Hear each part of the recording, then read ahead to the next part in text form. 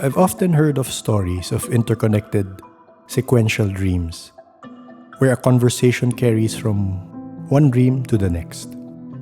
But our guest tonight shares stories of sequential dreams that are out of this world. In this Yosoy partner episode, we have Nathan, one of the people Edict met at the Yosoy event in Egypt last Feb.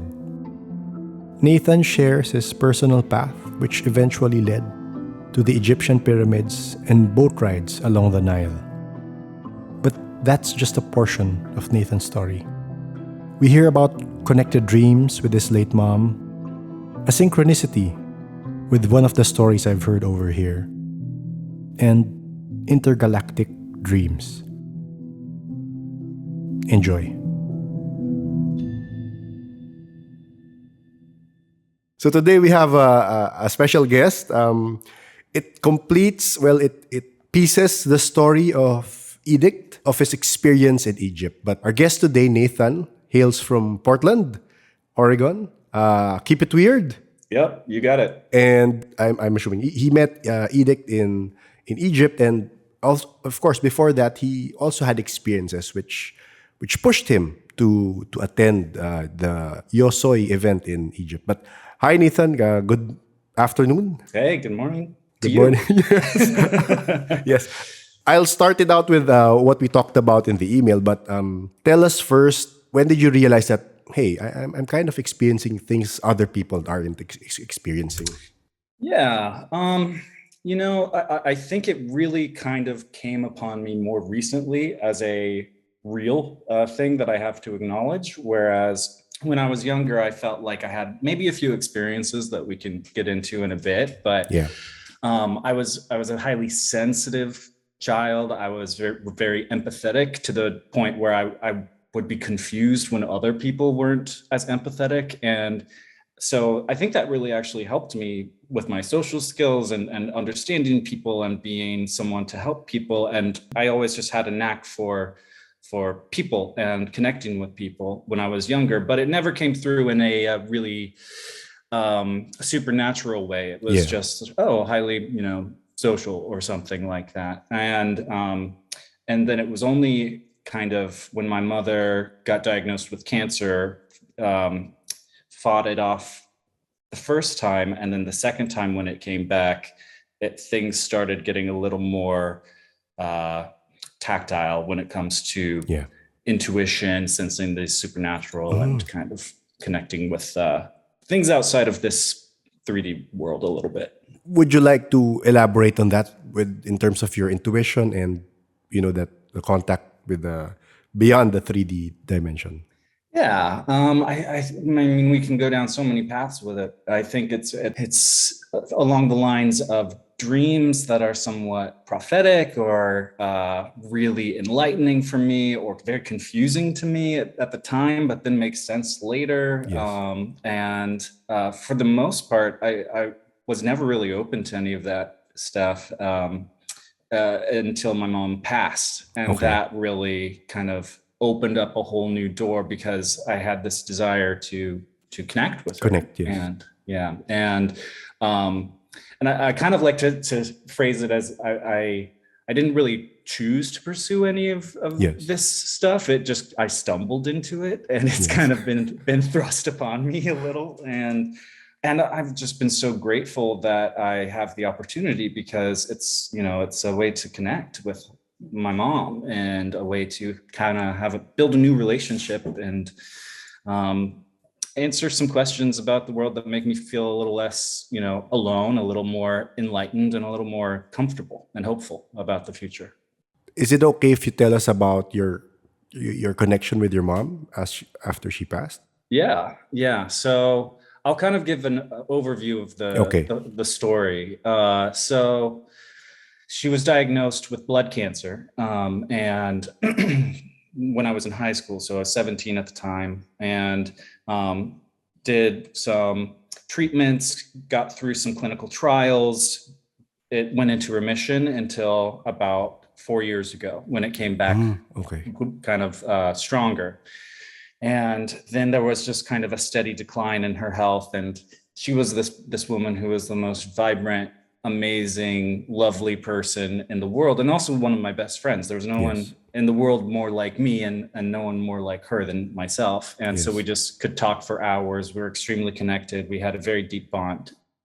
So to see her kind of start getting sick and withering away a bit, it kind of changed something in me. And I just wanted to do everything I could to help. So I was at every doctor's appointment, every time we went to the hospital, every treatment, every infusion, every kind of messy element of the process. I wanted to be there helping in whatever way I could, taking notes and whatnot. And then we had kind of a light at the end of the tunnel where she, with blood cancers, a lot of the time, the last solution is a bone marrow transplant. And so we were heading towards that direction, and her body was just kind of getting worse. And I was trying to help get it more strong, give her strength, more sustenance, so she could, get to that checkpoint.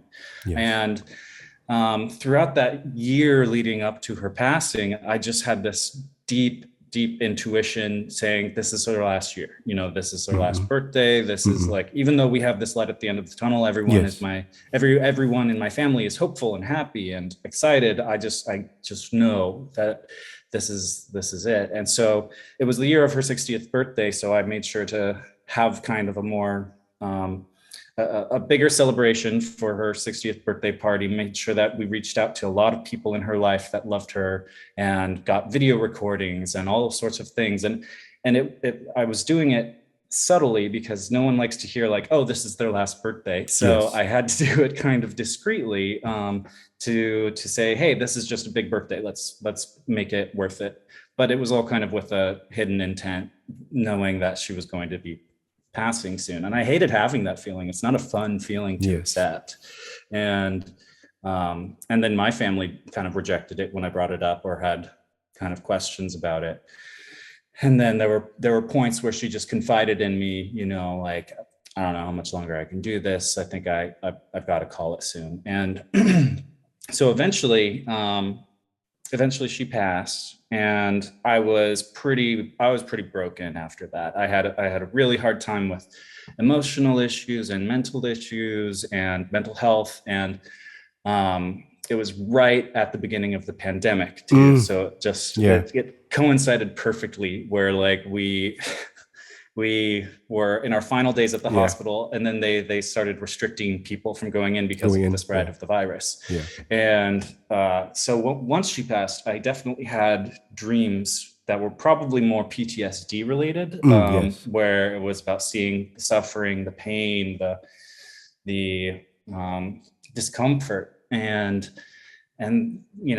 maybe that was a projection of my own stuff, or maybe it was a kind of just resonating energy that I was picking up on. And then something changed at some point where a few months later, I had this really impactful dream where I remember it was a house in the woods, and my family home has a kitchen and main area on the second level where there's trees all around us in the Pacific Northwest. So I think it was reminiscent of that. And we were hosting a dinner party in this dream, and it was just very classic. My mom was extremely social. She would always do something like this. And she was tired and fatigued and exhausted. And I was with her there, and I just saw that, and I'm just like, oh yeah, this is exactly like the last year or two of her life. This is really painful. It's hard. I have to step in and normally take care of things and help, manage the party, the people, make sure everyone's having a good time. And she just leans over to me and says, I'm very tired. I have to lay down. And I said, yeah, of course. Yeah, I'll take over. Like, don't worry about it, in this dream. And then she goes to lay down. I take over things. Some time passes in the dream, and she comes back, and she looks, 30 years younger. She's glowing. She's got, a beautiful white top and black jeans on and pink lipstick. I can see it perfectly. And she grabs me and sits me down and says, thank you. That that was perfect. Thank you for all your help. I just really needed to lie down. And I said, of course, like Yeah. anything. I would do that for you, Mom. Yeah. And she said, well, I really appreciate it. And now I'm much better. And so I just kind of, I remember waking up from that dream after she was holding my hand, and she had her other hand on my arm while we were sitting on a couch. And I woke up and I remember the warmth of exactly where her hand was on my arm. And sometimes when I think about it, even when I talk about it, Yeah. that You feel it. area warms up, you know? And so I realized that was something different, you know, that wasn't just a imagination going crazy. It was a turning point for her and for me, I think. And then since then, I've had a lot of other dreams that have been interesting. Probably a month later, so this is still within 6 months of her passing. A month later, I had another dream where she was laying on her couch from her childhood, and she was maybe 20 years old. Yeah. And I walk in, and she looks at me, and she's curious about something, and she looks to me and says, hey, like, do you have any theories? And I have no idea what context she's talking about. And Yeah. I'm just like, oh, well, I really don't know. I'm curious about yours, Mom. And Yeah. what are your theories? And Yeah. then she kind of looks off confused, and then I wake up and I'm just like, okay, that was strange, but it was nice to see my mom. She looked good. Yeah. And then another month after that, I think I had a dream that was much more bizarre. So I see this. It's so hard to describe. It's like It's okay. it's like uh, a brilliant backscape of purple and kind of ethereal space like ether. I don't Yeah. know. Yeah. Obviously no place I've ever been before. Yes. And then and then there are these images, these projections, and kind of this blurry edged screen of sorts, but the screen has depth. You know, you can actually go into these dioramas of experiences of different locations. And I started seeing things. I'm just like, oh, is this a replay of memories that I've had in my life? And after a minute, I realized there are parts of like, oh, that's Denmark, and that's Greece, and that's other places, and that's other. And I realized that these aren't my memories. These Yes. are my mom's memories. This is where she's Okay. been before. Mm-hmm. And so what was so interesting was I got to kind of double check some of these things when I woke up with my dad. Like, did she go here? Did she go to this place? Did she see this monument? Are there pictures of her with this? And we got to kind of talk. Yeah, she went here when she was this age. She saw this when she was this age. And then the other strange element of this particular dream is I came out of those memories, which was, it felt like they were flashing, kind of like it was almost like downloading somewhere. Yes. And then I also come out back to the more kind of ethereal purple space, and I have this floating lifeless form in front of me, and it's humanoid. It's just like and then I realize at certain points it looks a lot like my mother, and but it's shifting. It's changing into all sorts of different things. It's polygonal at certain points. It's different colors at certain points. It's genderless at certain points. Yes. And I just see it kind of processing through all of these things, as well as the screen of memories kind of going on in the background. And I feel like that would be something that freaks a lot of people out to see. But for me, I had this overwhelming feeling of, oh, this is fine. You know, It made sense for you. Yeah, this is very normal. Yeah. And this is okay. And I'm just getting a peek of something that I don't understand. So I'm going to ask you what your mother asked you. So what is your theory for that? What is your personal theory for what you saw? So we get to a point in these dreams where things start making a lot more sense. Okay. Yeah, because I think, look, so what I did in preparation for this call was I kind of, since my mom passed, I started taking writing down a dream journal. And so I haven't reviewed it since then until this past weekend, when I was like, oh, I want to have the memories fresh in my head. Yes. And then I actually started drawing all of these correlations and connections to things where I'm just like, holy shit, this is there are so many things that are actually making so much sense now that I look back on it for the first time. As I said, I'm pretty new to this world. I'm not cross-referencing with other people in this space. I have reached out to like a medium and some energy healers and stuff. So there's some fun stories there that confirm other things. But for the most part, I'm interpreting this on my own without a network to work with. The next point, kind of after that, I had been told to reach out to a psychic because I was just like, I'm having some strange connection with my mom in these dreams. And I think it was my cousin who said, well, maybe I know of the psychic that people go to. I'm not ready to go to one yet, but if you want to try it out, go ahead. And it was actually interesting when she recommended it, because we were watching TV at the time and the TV started going in and out and just turning off and not working. And we were like, what? The TV's been fine up to this point. And it was because I was reluctant to text this medium and set something up. We were just trying to get through this movie. And then she said finally, like, okay, like, Nathan, you have to text this person because something is telling you to do something instead of sitting here watching TV.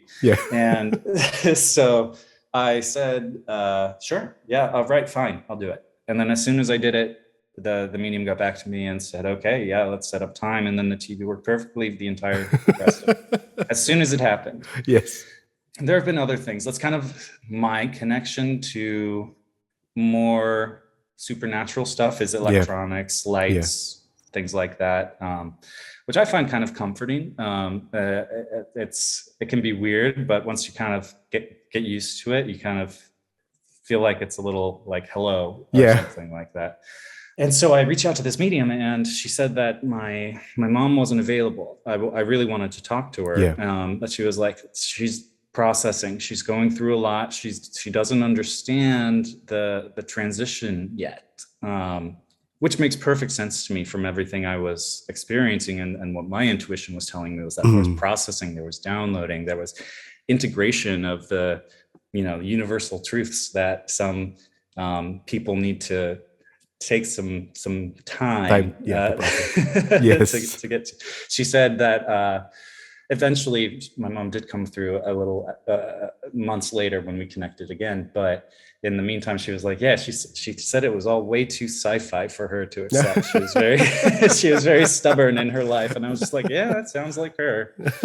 That makes sense. And at that point, I wasn't even really on board with how strange all of this behind the curtain stuff worked. But I think at the time she was confused about the passing process, and was when we would connect in those moments, she was maybe asking, what are your theory?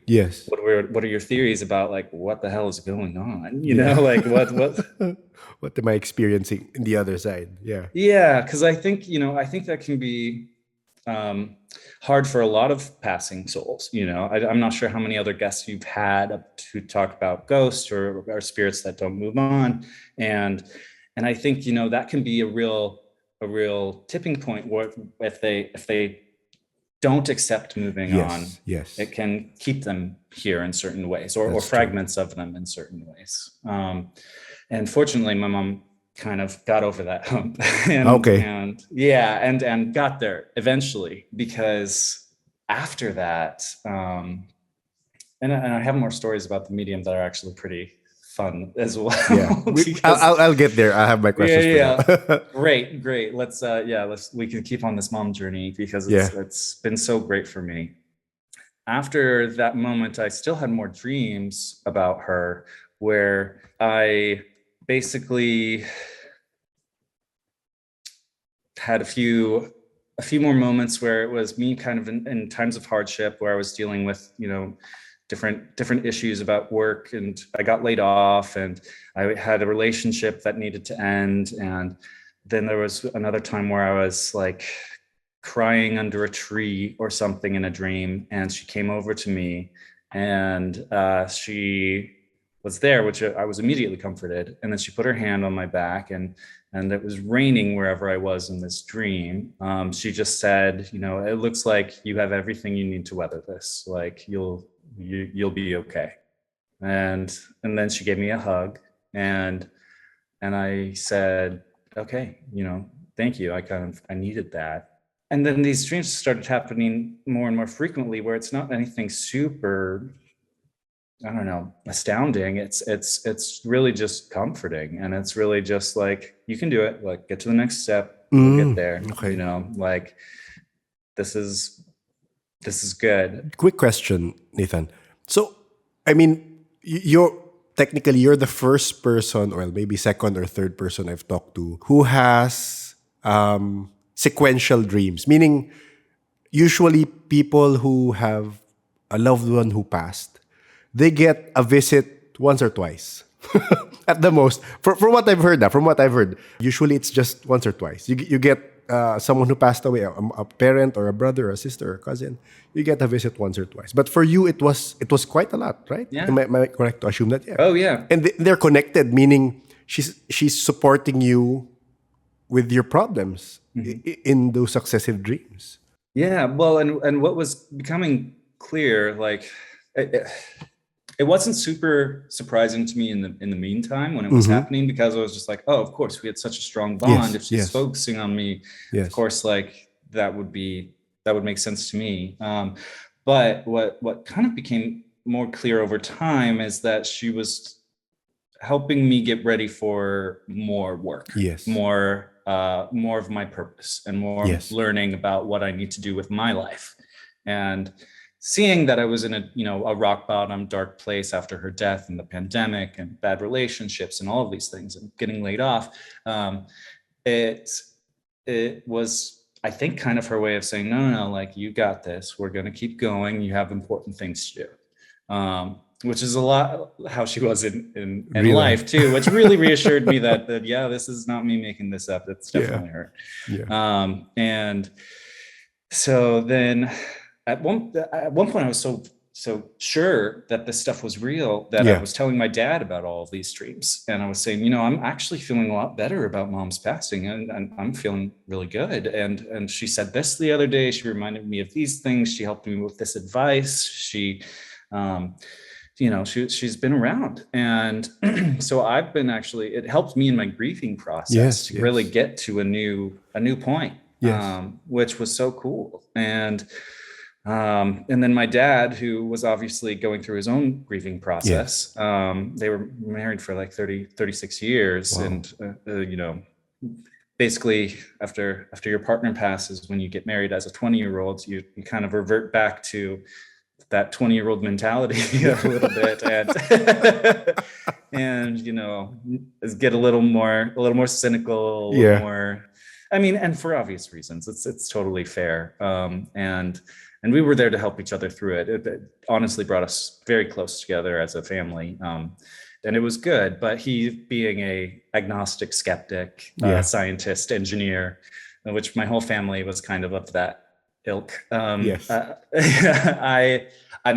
was too. I have my degrees in bioengineering and chemistry, and very science oriented and very fact based. Yes. It's very hard for you to connect the things you're experiencing versus the things you studied and you know. Yeah, exactly. The rationalization really takes it takes some leaps for how all of this might work. Yeah. But that's where intuition comes in, and you know, finding your truth and centering yourself, and really just not listening to the things that we've been programmed to think, but that really, really feel like truth to you. And through meditation and a bunch of other work, that's something that everyone can I think tap into a little bit. But my father, being the skeptic he is, or was at the time, was like, okay, so you're saying she's in this, you know, world of and you're talking to her, she's you know, she's dead. She's when our bodies die, we turn into dust, and our neurons stop firing, our heart stops beating. That's it. We go into the ground, and that's it. And I said, well, I just from my experiences personally, I really don't think so. And I used to, but something's changed. So he was like, okay, so where is she? What does it look like? Like, what are the rules there? What are the physics of the place? And how does it all come together? Yeah. And so I said, I don't know, maybe I can ask her. Yeah. So I'll see. So I was able to, fortunately, probably a month after that or something, I had another dream where I was with mom and said, oh, it's so good to see her. It's so great I can still spend time with her. I miss her. And she returned the love, obviously. And then she said, I said, oh yeah, Dad had some questions for you. It's good that you remembered while you were dreaming. Yeah. Yeah, exactly. And throughout this process, I've gotten a lot more conscious in my dreams as well. So I can remember my waking life instead of just kind of going through motions. I said, like, what's it look like where you are? What can you describe it? And she said, well, not exactly. It's the feeling I got from her, and it was very much like, you kind of have to know it to understand it. And so I said, can you draw it? So there was a 2D piece of paper, and it had kind of an image in the background as she was drawing of maybe like a landscape or an ocean. Mm-hmm. And it was very geometric. And then on top of it was all of these scribbles that kind of balanced out to like it's like in computer graphics when you have a flat gridded plane, and then you can like pull the plane up and down. Okay, I get it. Yeah. And you have those, that visual of dips and motion on this flat plane that has been manipulated in X, Y, and Z axes. Yes. And that was all overlaid on top of it. And I looked at it and I said, okay, I don't understand, but thank you for trying. Like, that's helpful. I mean, kind of. And then the other question my dad had was, oh, she's visiting memories. Like she told me she was visiting different memories about when she was younger, when she fell in love with my father, when she had her kids. And he was just like, how does she visit memories? Like, memories are a point in time. That doesn't make sense. Yes. And so I asked her this. And so she said that, well, she's in a different the rules are different where she is. Yes. It's a different dimension where you can access times and spaces almost like more like a catalog than actually needing to have a linear understanding of it all. And those emotions and the energy attached to those times and spaces can be something that's easy to access. Yeah, exactly. And so I think this was a more impactful dream where I was saying I got this information and I was kind of happy that I remembered to ask these questions. And what did your dad say? Oh, sorry. Go ahead. Just wrapping this up.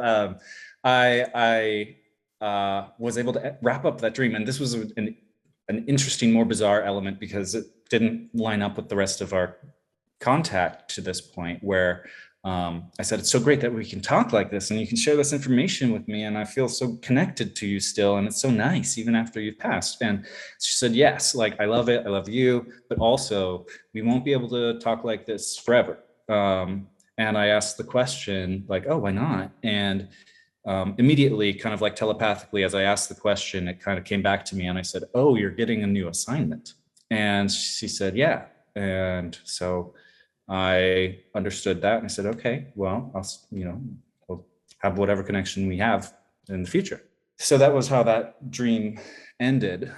Can I ask first, when you meant assignment, you can tell me how you understood it. I don't want to put words in your mouth. When you meant assignment. Yeah, I didn't really know. Okay. So I was just like, okay, what? I don't know, assignment. Well, I thought when you pass on, you don't have homework at that point. You've got other things to do, and it's like paradise or something. Yes. But no, apparently there's jobs at all levels, I guess. And maybe it was the most clear, concise way to communicate something to me that is obviously more complex than I would be able to understand. Yes. I took it for face value, and I said, okay, well, Yeah, okay. you know, we've made it this far, so we'll just go in stride. Yeah.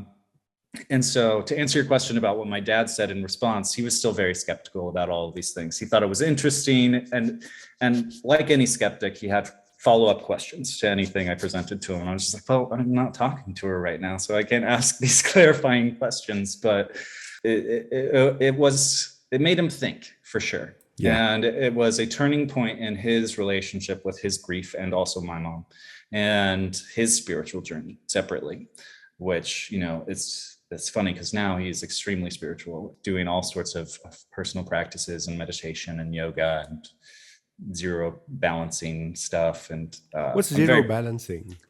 you know, I have no Okay. fucking idea. He's gonna show it to me tomorrow. We're gonna get together, and Okay. he's gonna give me a lesson in it. But Yeah. there are plenty of things and paths that he's gone down that I have to learn about as well. Oh. Nathan, if I can interject a quick story, just to connect with what you said about what your mom showed you with the geometric. I mean the plane where she kind of pulled of the XYZ and that description. Okay. Last year we got to talk with Jamie. I'm not sure if you were able to listen to that, where she talked about the time spirit. So she was able to channel a time spirit technically, and this time spirit showed her the stream of time. So No, I don't think I listened to that okay, one, but yeah. so it was showing her how time operates on our plane, on our dimension. And I was of course astounded because that actually came out before Loki came out, talking about. I'm not sure if you follow the Marvel shows, Oh but yeah, I've seen Loki. Yeah. So it came out before that. It came out before the trailer of that. So she wasn't making this up for me. She wasn't making this up, or she probably did. I don't know. She does Dungeons and Dragons also. Anyway, so we got to talk to someone here in the Philippines who connected with us because of that episode. And she told us that she also had experience with, she would call it a time elemental. There are two, and they would visit her in her dreams, instructing her, teaching her. But apparently, they tell her, you cannot tell people these things, all of these things. So whenever we would start talking about it, she would get migraines, and then she'd say, oh, I have to stop because I'm getting a headache. And anyway, one of the things she described off the air was the same as your description of how your mother showed you what that place looked like. Oh, really? The geometric shapes, the same way you described it. Wow. A little, there are little variations, but Sure. that is how events in the time stream occur.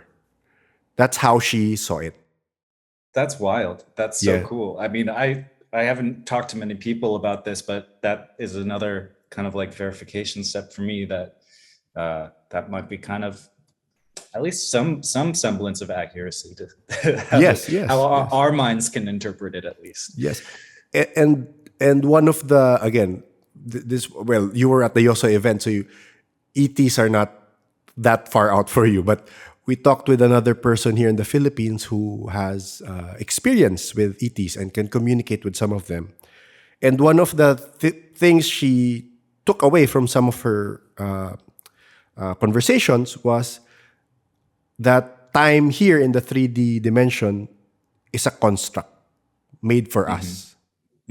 So the same way as what your mom said, that in that dimension, time is the present, the past, the future. It's all occurring at once. So she can access her memories anytime. I mean, it's not like there's a process. If she wants to go back in time, she can go back in time. It's not. So there. Sorry to intrude. No. That's perfect. Yeah, I totally agree with that, and that's kind of been my understanding as I get more connections and kind of visions to some of this stuff, where it's not as simple and linear as we interpret it in our Yes. day-to-day lives here, for sure. And I've had other dreams that are more kind of like astral projection almost Yes. experiences, where I have no idea what's going on, but I have gone to other places where I feel like it's just too creative for my mind to have just made up. It's too wild. It's too Can you describe some of the people here might have might have experienced them? Yeah, sure. So there was one time, and I've had, so the way that I've kind of been able to track down when these out of body experiences or projection moments happen is I find I'm normally in bed and in quite a meditative state, or just in between awake and asleep, and get vibrations kind of all over my body. Yes. And then the first time it happened, I felt like I was just leaning against my wall, but I was laying in my bed. And so I was just like, okay, what's going on here? And then the second time it happened, thought of like, I think like the stars or something. And it brought me to a place where I was immediately pulled to somewhere like a flash, up above the clouds of this beautiful sunny sky. So there was a cloud layer below us, blue sky and a sun above us, and then this highway of flying crafts, hundreds and hundreds of them, but all in quite a I don't know, structured organizational system as far as how they're going down that direction. And there were crafts I'd never seen before, things I haven't really, mostly metal, mostly dark. But then there were also little flecks of light, balls of light traveling through all of them as well. And as I was up above, probably 100 feet above this sky highway, I saw a ball of light stop and come out of the current of the highway and recognized me, and then came up to like get closer to me. And what I noticed is that, like a lens flare, when you point your camera at the sun, it was very circular like that, and as undefined as that, but beautiful and bright white light with a dense light core. And as it got closer to me, it had more of a shape to it, more kind of like almost like wings sticking out of the center, as well as like just a dense light body in the middle. And humanoid, or I didn't get close enough because my position shifted as soon as it started approaching. But I felt very comfortable, and I wasn't scared or anything. I felt very fine. But I did see like a head shape and like basically kind of a Y of light that could make up a body at some sort. Yeah. Then I had another interaction where I was down on a surface right after that of a place I'd never been before, with huge metal buildings and kind of like overpasses that were probably not overpasses, but hundreds and hundreds of feet up, and shiny, and there was concrete, and there was different levels of this open space, kind of like bustling courtyard area. I don't know. That's like, did you see the Disney movie Tomorrowland? Yes. Yeah. So it's kind of like the idealized futuristic metal and concrete utopia vibe, and I remember feeling very curious and very welcomed there. I didn't get a lot of information about what was going on or why I was there, but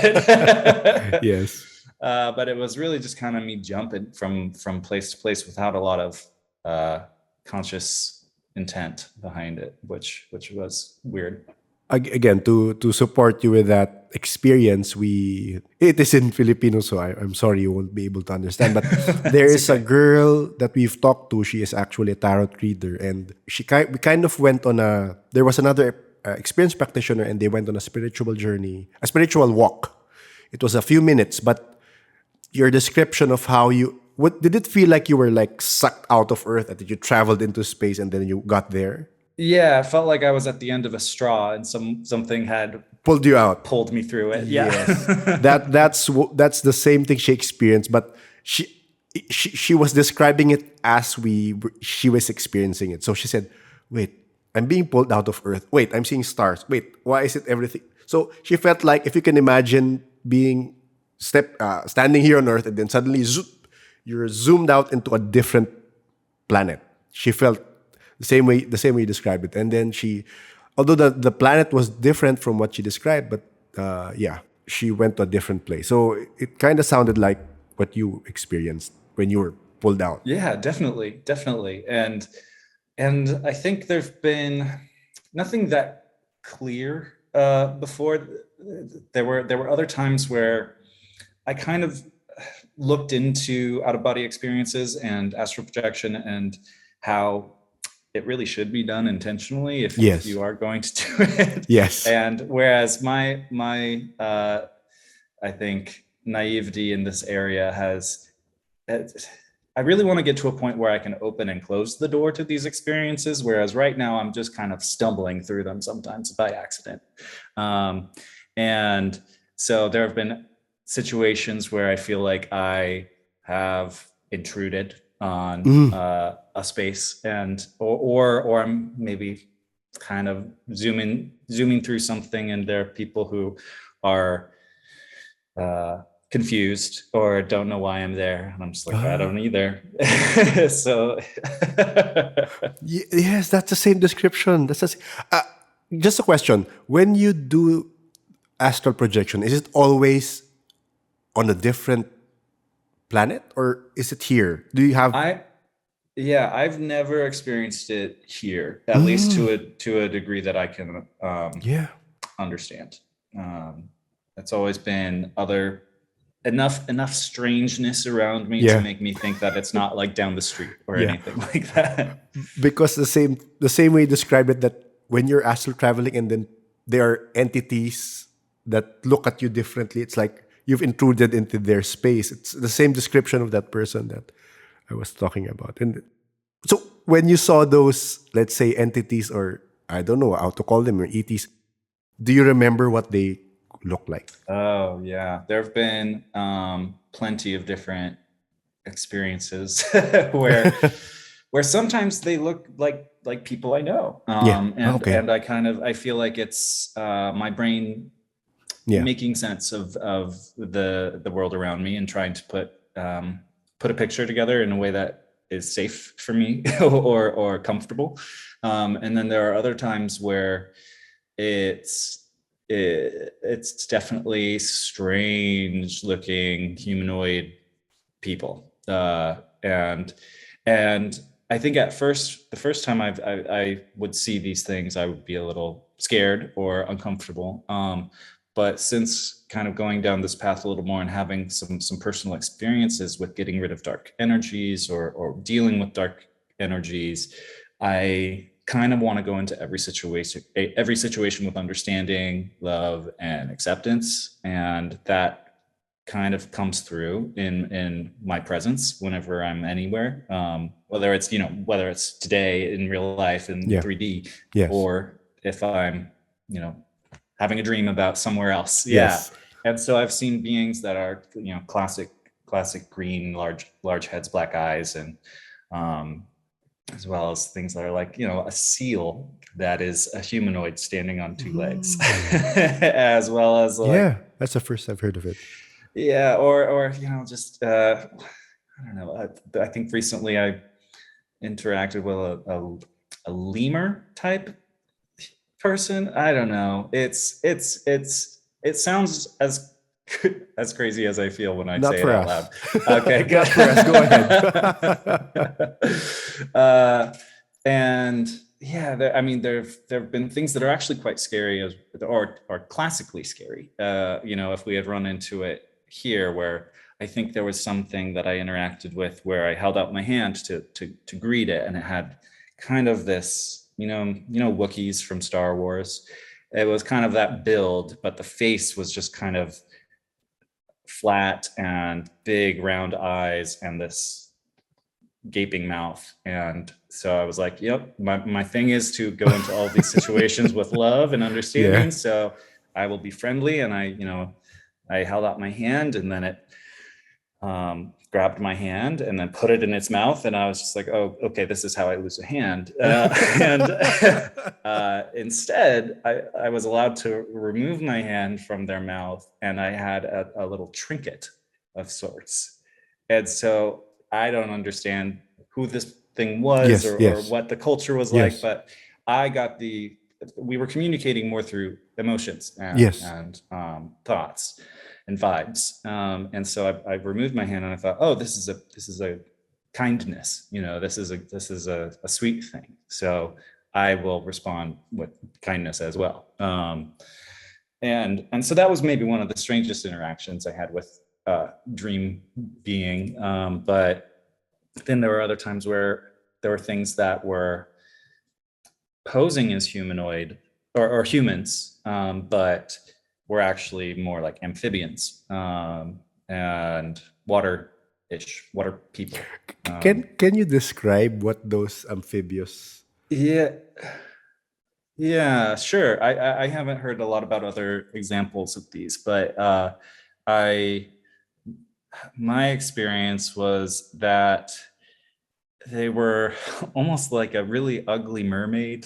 Okay. Yes. Like Yes. Yes. not in a classically beautiful sense, but they also had it was more like a mix between, some had traditional kind of like mermaid tails, others had four, like were bipedal and had Yeah. 2 legs. Yeah. And they were not very pretty. They were kind of gray and scaly and slimy, and but the situation I had kind of jumped into in this dream was one of distress for the beings that were of the scaliness. So I approached and said, no, I'm here, I want to help. I want to assist you. So that actually calmed the situation down, just having my energy, I think, there. And There. even though I was kind of scared, because I was like, I don't fully understand what I just popped into, and Yes. I didn't really have an intention of being here, but here I am. Yeah. And so that was a good lesson for me, to also just make sure that I could be more accepting, and Yes. and if I am, accidentally interacting with beings or places around the universe, or different dimensions or different levels of things, I need to be really careful and respectful, Yes. because I don't have the skill set to do it really intentionally. Yeah. My skill set that I can bring is just, hey, whatever's happening, be friendly, be understanding, be respectful. And be humble, make sure that I have go into the situation saying, I have no idea what I'm doing, but here's the energy I can bring, and I can try and help. Yeah. So how often do you get these? I mean, you've when you enumerate quite a lot of experiences. How often do you get these dreams or these astral travels? I mean, I think it's probably a couple times a month, maybe. Okay. Mm-hmm. Yeah. So since my mom passed about 2 years ago, that's when things started ramping up, and I think in the past year, it's actually gotten a lot more frequent. Are you getting visitations? No, No. I'm not. Okay. I did have some experiences that needed to be cleansed, that I needed to really change about my home situation, where the first time I met with a psychic, she was just like, your mom's not here, you have to cleanse your home, you also have to break up with your partner.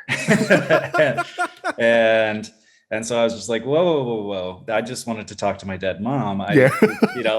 What else is going on in the universe?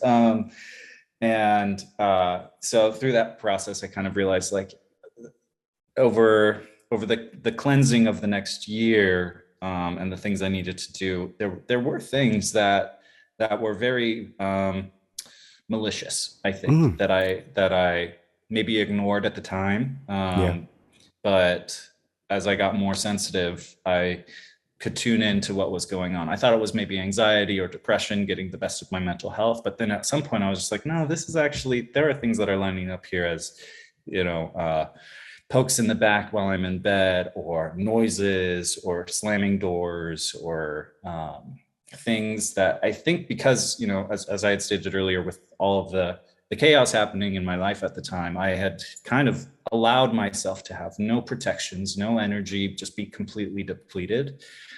And I think there's a lot of energies in the world that can see that as an opportunistic moment, and therefore kind of Take jump advantage of it. in. Yeah. Yeah.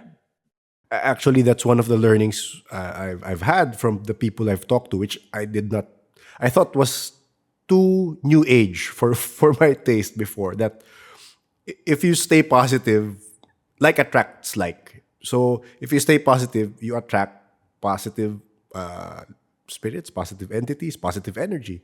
But Yeah. again, we are human. We cannot avoid getting down. We cannot avoid depression. We cannot avoid grief and sadness. And if it takes over us, we attract the same thing. So that's Right. so. Can I ask? Because one of the things we advocate with the podcast also is uh, teaching people how to not really cleanse, or maybe similar to what you did. How did you cleanse, or I don't know, how would you describe it? Clean your area. Yeah. It was, well, so when the medium said that, I kind of got her advice on what to do. So Yeah. there were things about saging the house, going through a ceremony, making it very intentional, saying what was and wasn't welcome, and what your intent was for your space, and making a bit of a ceremony out of it. And then aside from that, just on a daily basis, I think meditation is your best solution to all of this. And not only because it helps you personally, it also is a way for you to visualize your protections and your barriers, and your connection to higher beings and your spirit guides. And at this point in my process, I understand that everyone has guardians, everyone has ancestors, everyone has spirit guides that are always available, that are always with them. And you basically have this team Yes. of amazing Support network. Yeah. of amazing support and protectors. And I consider my mom's energy as one of them at this point. And so, one, just thinking that, believing in that is extremely uplifting, and makes you feel hopeful and not super alone. And then realizing that, talk to them, ask them, make sure that this is kind of the rule you're setting for your experience is, hey, I have these ancestors, I have these protections, I have people who love me in this world and others, and all of that will come to my aid, and will prevent terrible things from happening. And I say that with a word of caution, because when terrible things happen all the time, Yes. And so we live in a world of duality and all of these things, where good and bad isn't necessarily what you should be striving for all the time, one or the other. It should just be acceptance of the way that kind of the universe works and what needs to happen well. When you said about the spirit guides, quick question: have you been able to communicate with other guides that you might have in dreams, or? I think maybe it's never been extremely clear. Yeah. I wouldn't want to say I have without having a really clear example, my fact-based background. Yes. Need some good evidence for that before I can say it happened. Yes. But I definitely, I've more recently pulled tarot and worked with pendulums and asked during my meditations for signs, and I think beings come through and guidance comes through, and I'm not sure who it is all the time or what it is all the time, but I definitely feel supported. But it's never as clear as my conversations with my mom. With your mom. Dream. Yeah. Yeah. Okay. Before we continue to, you mentioned you have some stories with a medium that are quite interesting. Yeah. So as I was saying earlier, someone told me to just reach out to this medium, because it might help me connect with my mom more. And I was excited about that, and thought that might be a really good idea. So I think it was in September where I first reached out to her of 2020. She knew nothing about me. She's somewhere in Florida, actually. So we had a FaceTime. And I was very skeptical. I was like, okay, where does this information come from? How does it work? Just told her my name, and she pulled some tarot cards, and then she was like, oh, you're ending a relationship. And I said, no, I'm not. What? I mean, I guess in a way, I like my mom has passed, and that's kind of what I'm looking to address. And she said, nope, sorry, that's not what we're here for today. I understand your mom has passed. She is processing. There is someone else here for you. I think it's a grandmother. But they're letting me know that your mom is busy, still getting used to things, and we won't be talking to her today. You need to end the relationship you're in. and I said, oh, wow, okay. And it was kind of amazing, because it was like being told a secret that I had been keeping from everyone, including myself, because it was just, there was so much going on in my life that I didn't want to have another thing to uproot and to deal with. We talked for like an hour and a half about how she identified me as a bright white light, and I have a great kind of spiritual history in the universe, and it's being tamped down, it's being depleted, it's being manipulated at the moment and used for someone else. And being a bright white like being in this world is amazing and great, but you also have to be cautious and discerning about how you use your energy, because like attracts like, of course, but bright white light also attracts moths and flies and people who want to take advantage of that power and that love and that comfort.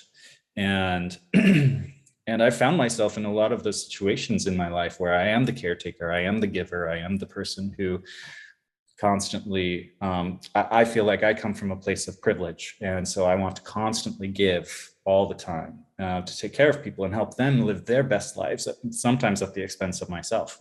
So if I can interject, so these are instances where people with problems would go to you and they would unburden themselves on you, and you would feel depleted after. Yeah, Okay. definitely. And especially as someone who's empathetic, I think it worked as a catch-22 for me, where I can feel their pain, or I feel that I want to help, but also it's draining to have that feeling all the time when I have no reserves for yourself, handling it myself. Yes. And so after my relationship situation was much more like I was the caretaker, I was the one helping this person. And my mom got sick, passed away, pandemic happened, I lost my job. I was the one who needed support, and it wasn't happening. And to no fault of this person, but it just wasn't the right thing for either of us at that time. And so as a result, we had an hour and a half of this medium saying exactly why I need to break up with them. And so I was just like, Jesus, okay, like this is not exactly what I signed up for, but I'm glad we're hitting all these points. So I ended up breaking up with them like 3 months later or something, but I wasn't going to do it just because a medium told me to. I had to figure it out for myself. And at which point, of course, it was very true. And then I reached out to her again later on after I had gotten laid off, and she said, oh, this person with the J name is going to help you. You're very well liked at work. You're going to go back there. I was like, oh, what? No way. Okay. And sure enough, 6 months later, this person with the J name, who was my mentor at work, hired me back as in a new position where I was making more money, and I don't know, over the moon with kind of how this new situation just kind of played out. And it was great because I needed that time period of being laid off to go on some of this spiritual journey. That's where I started learning more about myself and ending the relationships I needed to end, and opening myself up to the new thoughts about, the world and history and the universe and spirituality, and getting on the Gaia network that Yeah. eventually led me to this Yosoi event. Yes. And all of these things. And so there were just plenty of little things like that through our conversations that were very helpful. The year after my mom had passed, we had a meditation celebration together as a family. And I was wearing her favorite necklace. It was a really strong meditation just to honor my mother's passing, since it had been a year. I was with my father and my cousin at the time. It was really impactful. And then I talked to the medium again a couple weeks after that, and she said, "Oh, your mom's here," and she says she wants to thank you for all the help that you did for her in her end of life, and how great you were and how much that drained you. And she wanted to apologize for not recognizing how much you put in at the time, because she was almost expecting it. Yes. But thank you. And then also she said, thank you for wearing her necklace. And I was like, what? Because she was like, yeah, you were meditating and there was something about a necklace. And she said it was really important to her, and that it meant a lot that you all did that.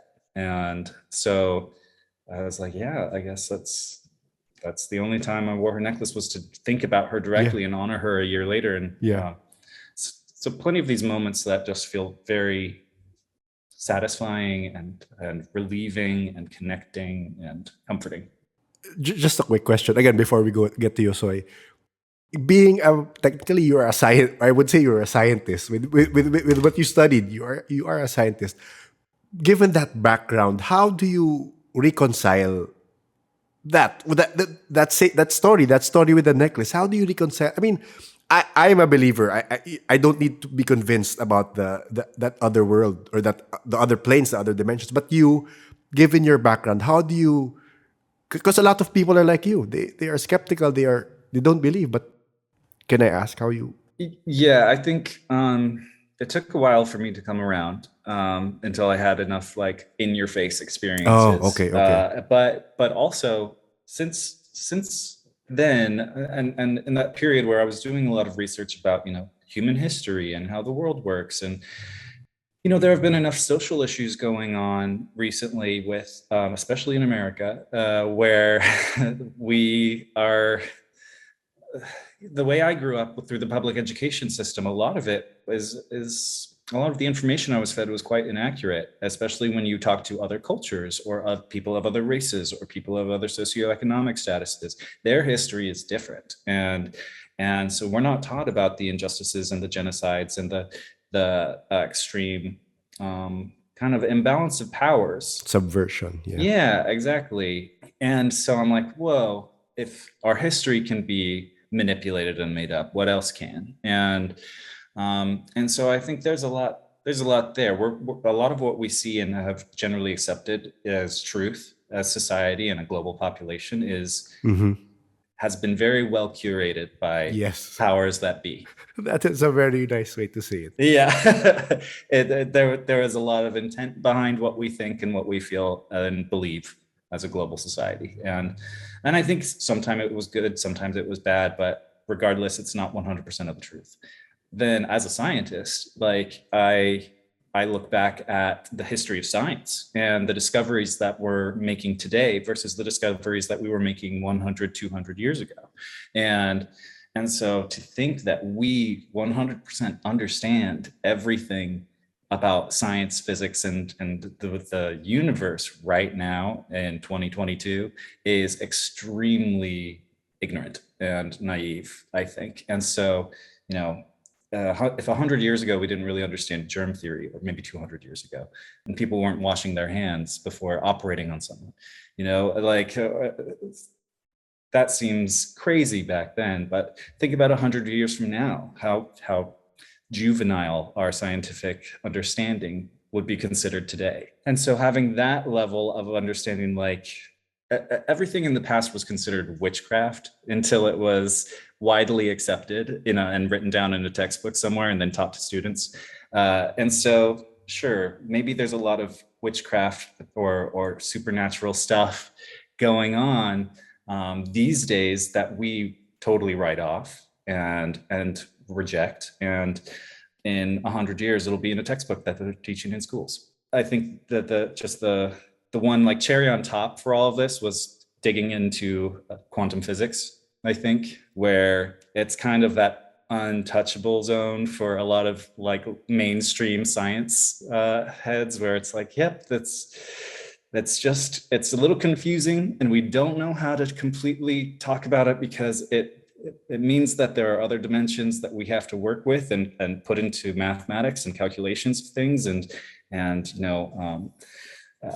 not understanding when a particle will be acting as a particle, or when it will be a wave, or when it will be observed or unobserved, and what that means. So there's magic in that in itself, but it's the basis of all science and kind of existence. So I remember this experiment, the Japanese experiment, where he put 2 or 3 plants on a jar with water, and then one plant he would reinforce with kind words, the other plant he would ignore, the other plant he would reinforce with negative emotions or negative words, and there was a calculable and a measurable effect on those plants with just intention. Technically, their intention, and I don't know the scientific basis for that, but I mean, those are things that we have not yet been able to explain. yeah, definitely. I totally agree with that. And I think there's rationale there and things that we will be able to explain and will be widely accepted as science Yeah. in coming years. Maybe not now, but there is a reason behind all of it. All of it is very scientific at its base, I think. And that's actually kind of what got me accepting of some of this Yosoi path Yeah. that I was exposed to, because I'm sure Edict talked about this a little bit, with Matías being the main person Yes. organizing a lot of this and his foundation. But the way I found out about him was on the Gaia network. Yeah. He would just talk about how these kind of universal laws happen, and he would explain them so plainly, and I would be listening to him and I would just have things clicking in my head. I'm just like, this feels right to me. That makes perfect sense. And a lot of it is based in science and physics. Yes. When you get down to the brass tacks of it. And I think one thing that I experienced throughout the Yosoi path was an understanding of duality and darkness and light, and how, there can be multiple levels of understanding it, where you can have a positive and negative charge within an atom, and that is what creates motion. That is what creates energy and vibration. And if we didn't have that duality, that polarity of positive and negative, we wouldn't have motion. We wouldn't have growth. We wouldn't have evolution. And that can be applied at multiple levels, not just the building blocks of life in atoms, but also with biology, and also with larger scale physics and gravitational pulls and forces. Yes, gravitational pull. You can kind of trace back everything that he's talking about to a lot of these scientific truths that are generally accepted. They're just applied in a more spiritual sense to kind of make some leaps compared to our scientific world today, but enough with enough connective tissue there to really make it comfortable for me to accept and kind of at least explore as theories. And with your scientific background, it is. I hope the people listening will realize that with your scientific background, it's enough to convince you, given the data you've actually, your tactile experience with science compared to the concepts being shared. But how was the experience in Yosoi? What strange, what unusual experiences did you get to have there? Yeah. It was awesome. I mean, it was a really great experience. I had no idea what I was getting into, pretty much, because I don't have a community like this in Portland. I don't have a bunch of people or a network that I'm connected to who I can talk to about these things or experiences. But through my exposure and research personally on the Gaia Network, and just asking, kind of pulling tarot, working with pendulums, doing meditations. I had enough things saying, go to Egypt, go to Egypt, go to Egypt, do this trip, where like it was getting so redundant of me asking this question that it felt like the next tarot card I was going to pull was just go to Egypt, you know? Like, so I had something within me saying, okay, I don't know what I'm doing. It's outside of my comfort zone, but something is pulling you there. And you feel, when you think about going there, you feel really right in your gut.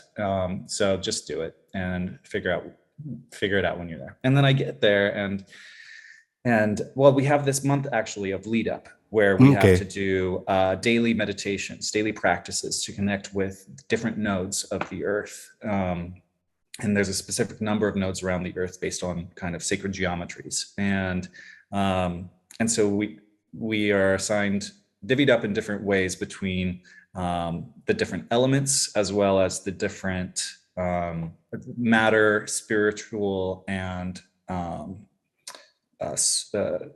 emotional kind of contexts. So because each element has different refractions of itself that need to be represented. And so in the month leading up to it, we do these daily meditations connecting with our node, so we can bring that energy and that preparation work to Egypt and have that be a central point as a way to connect as a full group and represent the nodes across the entire planet to do some sort of global activation that will create a network, essentially, of information exchange and energy exchange that helps us as a planet and a people kind of accept the next level of consciousness and awareness. Yeah, that was the intent. And that was something I had not had a lot of exposure to going into it. But it was so cool to have kind of a reason to do these daily meditations and to connect with the different part of the earth. And you, if you're representing the node, you're supposed to learn about the people, learn about the history, learn about the flora and fauna and the weather, and really feel it. And I don't think a lot of people do that on a regular basis with different parts of the planet. And to just kind of be so intentional and to say, you know, I'm here to connect with this place, represent it. I'm acting as an ambassador of sorts. I want to get permission from the energies that care about this space, and bring that to Egypt and understand how it's all connected, and that this is a special time in history where we're embracing a new age. And maybe what we're supposed to do there is not really to overnight make the world a better place and have everyone be happy and flying around like angels or anything, but it's really, the goal is to, it felt like we were almost the mechanics behind it, the people who were fixing up the engine and kind of putting the infrastructure in place to let humanity do with it what it wants. But at least we have this global network that is there. We have set so much intention behind it, and we have put so much love into our actions there. And it was very cool to be in the pyramids, to do this information exchange and set up this infrastructure, because it was very, very coolly thought out. Where the idea is that the water group would go up and down the Nile before we all get to Egypt, and they would go through all of these temples and go up and down the initiation path that happened for ancient Egyptians and people who lived in that area 10,000 years ago, 12,000 years ago. And through that, the water is what contains the memory. And so they would travel on the water, understanding the path, the information that has been stored along these paths and temples throughout history, and bring that with them to Cairo, where we would and I was part of the fire group, and the fire group was responsible for being within the pyramids and actually going through this activation process, and the fire and water coming together, where water represents the memory, the data, and the fire represents the activation, the creation the spark, element, the spark when these things come together. And the pyramids, I'm not 100% sure on how they were used or built in the past, but there's something extremely special about them, where it feels like an amplifier. It feels like once you're in there and you have this intent and you have this unity across the people who are also with you in the same goal, working towards the same activation, it feels like you're in the perfect space to send out a huge energetic pulse or message or tune into a system that not a lot of people get to tune into. And so that was very cool. And then there were other groups that had different responsibilities with the event, where there was also air, and air were people all across the world. They weren't necessarily in Egypt. Well, actually, some of them, maybe they were there. The ether group was all across the world. The air group was there to help spread the information. So they were there to represent the, once fire and water came together and it's activated, the air there carries it and moves it. Then the earth group was there to ground it and to make sure that the information, after being spread and activated, comes back to the earth and comes back to being something that's grounded, that people can tap into and use. And then the ether group represents basically the essence. So historically, ether has been defined as like an oil that takes on a scent of like rose petals or something like that. So you capture the essence of the information, and ether is kind of what connects all of it. It's the in between. It's the non-physical representation of the information and the data. So that was kind of cool to see it so well thought out and to be part of it in that way. And there were plenty of strange experiences that happened that were very confirming that something extremely special was going on. Can you elaborate on that? Or if you have to go, it's okay. But can you? No, I've got time. All right. Okay. So I think there were definitely times, for example, when we were in the pyramid,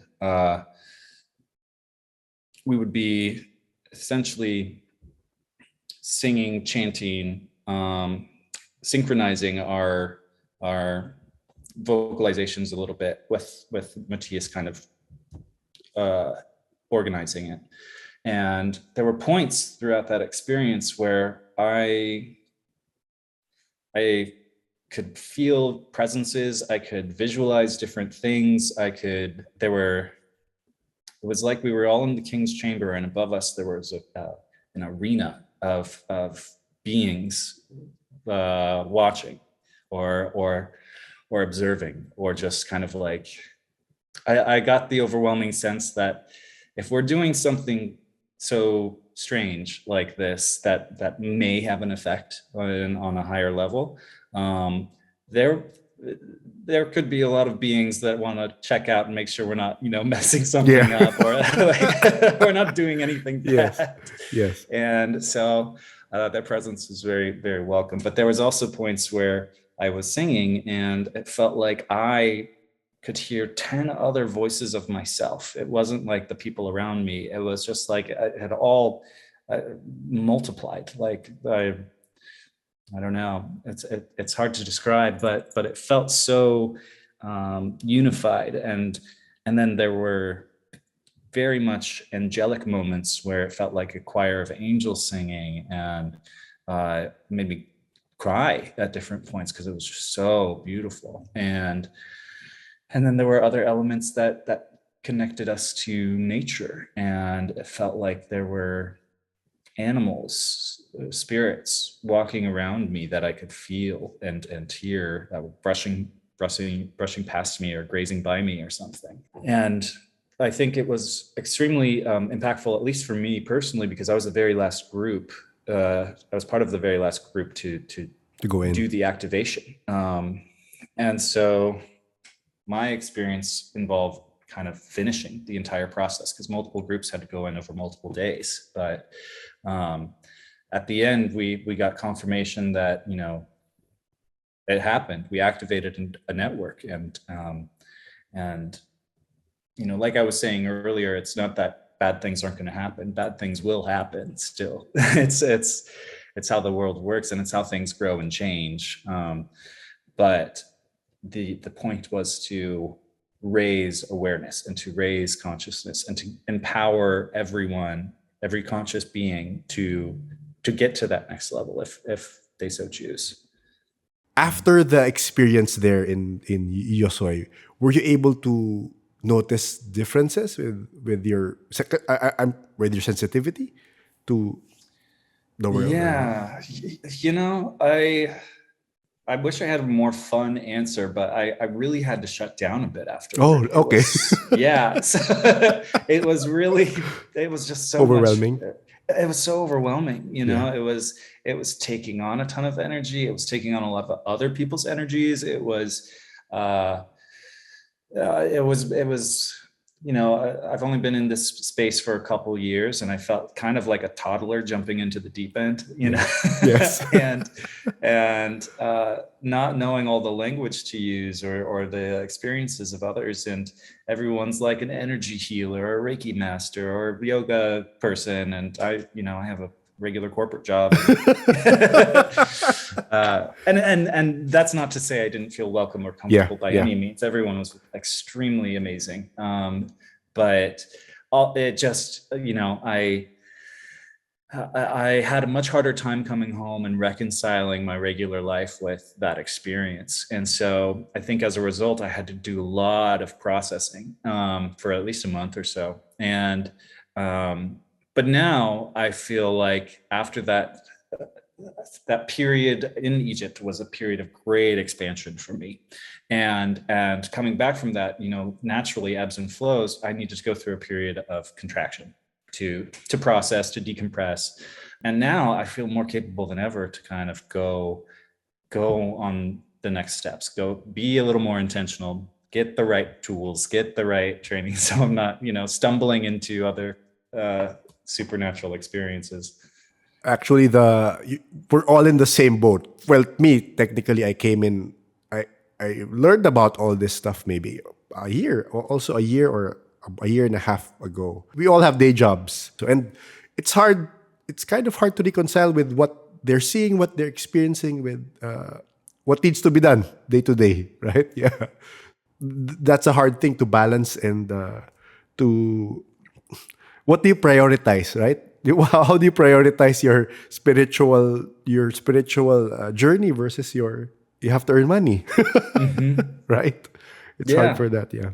Yeah, my understanding of that is just, or at least the way that I've kind of addressed that is do some more work, you know, like do some more kind of what I can and what works for my life now.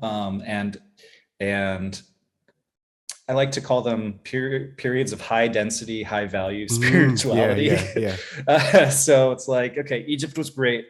I did a ton of focus and growth and time in that. Now I have to kind of, okay, let's regroup, get back to like regular life. And then it's kind of like scales constantly trying to balance.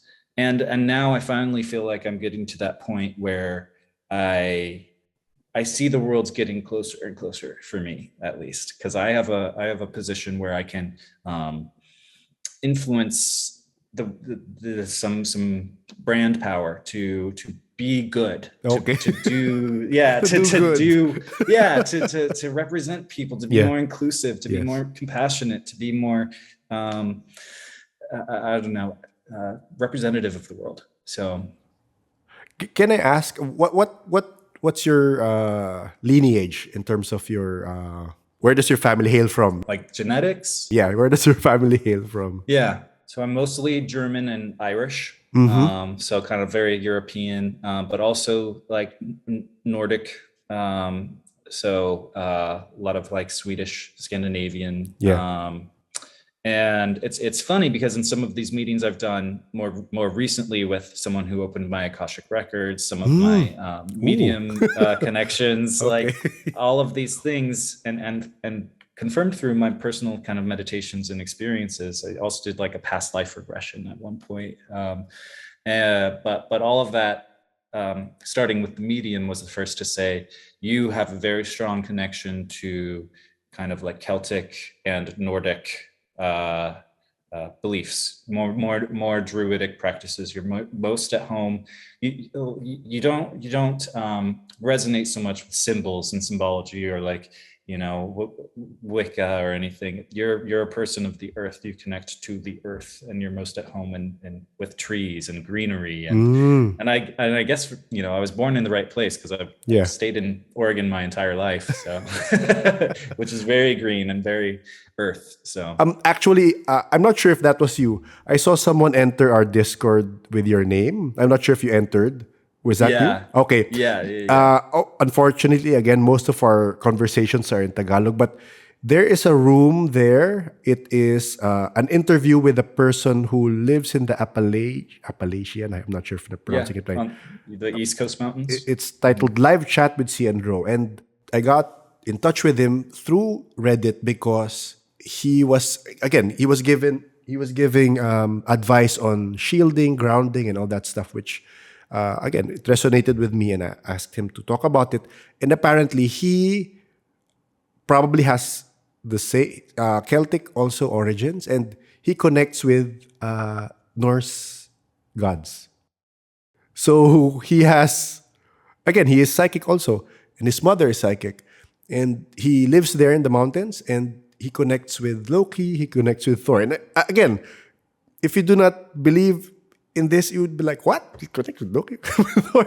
And apparently, he does, and he explained it there in the chat. So it's mostly in English, so I can send that link to you, so you can see. I think he has a hearing disability, so he said I can only do chat. So we did the whole interview on a Discord chat. So it's all there. So you can. I'm Oh, not sure if you cool. would want to read through it, but I would love to. That sounds awesome. Yeah. so he was telling us about his. Again, he had to be in nature to connect with Loki and all that. And when you talked about that, you felt you were being observed when you were in the pyramids. I'm not sure if what you felt were Egyptian gods looking at I you, watching over. Yeah, I think so. From there were a lot of people who actually said they recognized Egyptian gods, and the god Thoth is actually, you know, a god of ancient wisdom and education and teaching. And a lot of people said that they either saw him or interacted with him. And I personally didn't have that type of crisp experience, but there was definitely something. There was a lot of stuff going on, and even outside of the event with the pyramids, there was plenty of stuff in the sky, plenty of strange things that I saw while we were on the Nile. Uh, yeah, it's a very special place where, you know, I hadn't really seen stuff before. Edict was able to send me a picture of something he saw flying in the sky. But how about you? Mhm. What were you able to experience there?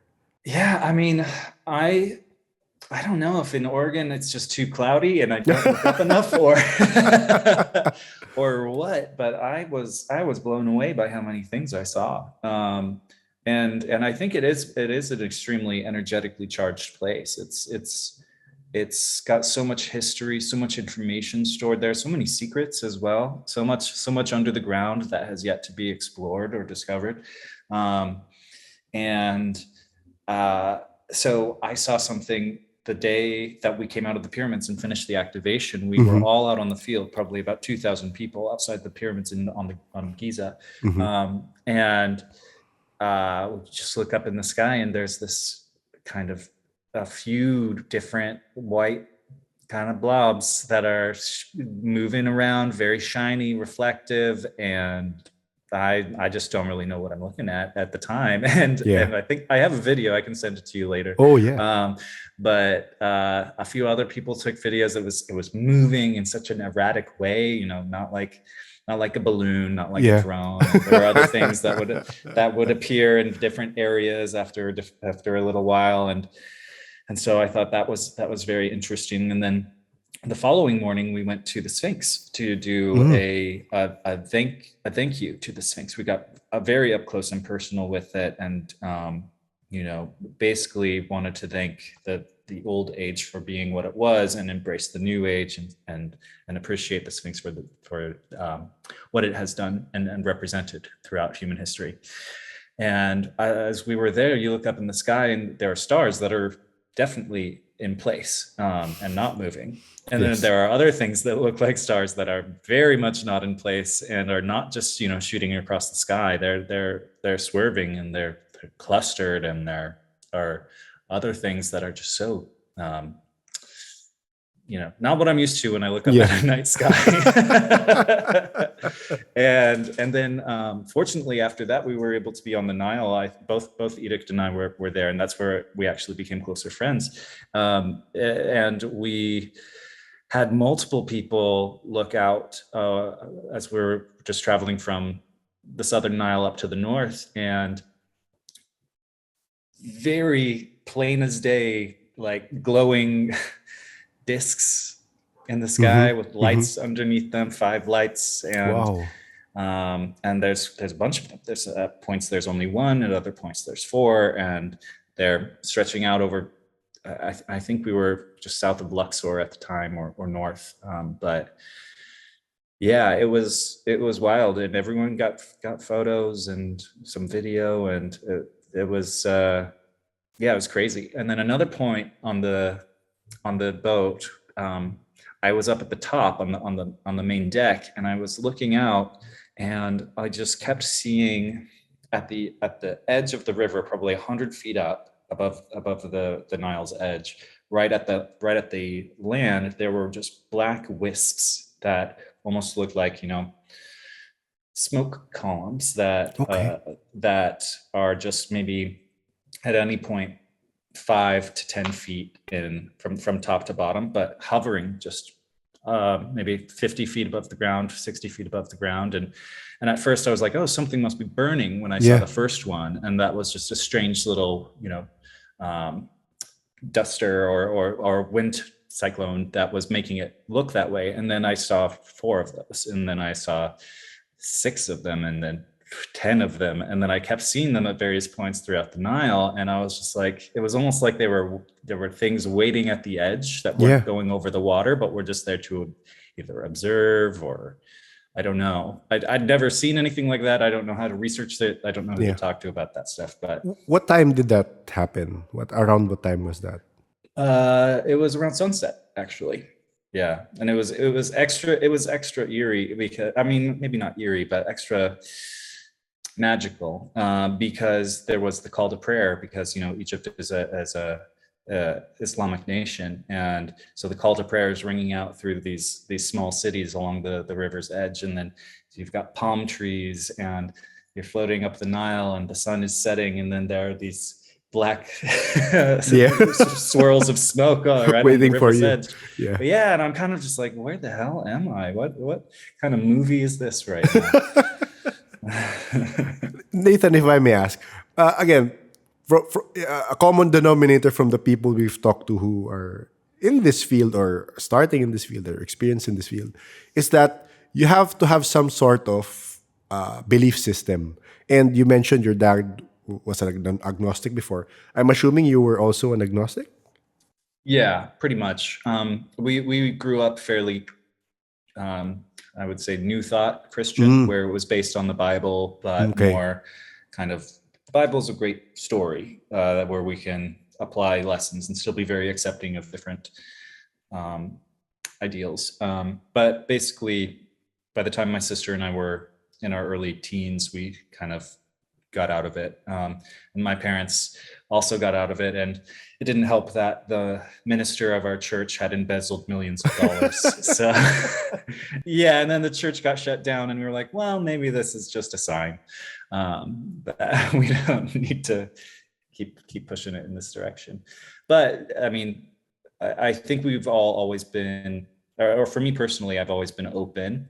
I think there's stuff to learn from every religion, and really valuable things. I think a lot of the time organized religion can, and specific religions can get, just like history, manipulated over time, and we can get fed whatever the powers that be want us to believe and think, and to maintain structures and power, and control. So I really like the idea that I get to have my own personal experiences and come up with my own personal belief system without anyone making money off of me or telling me what to do. So you use that same belief system when you connect, when you do your shielding. Is that how you do it? Yeah, definitely.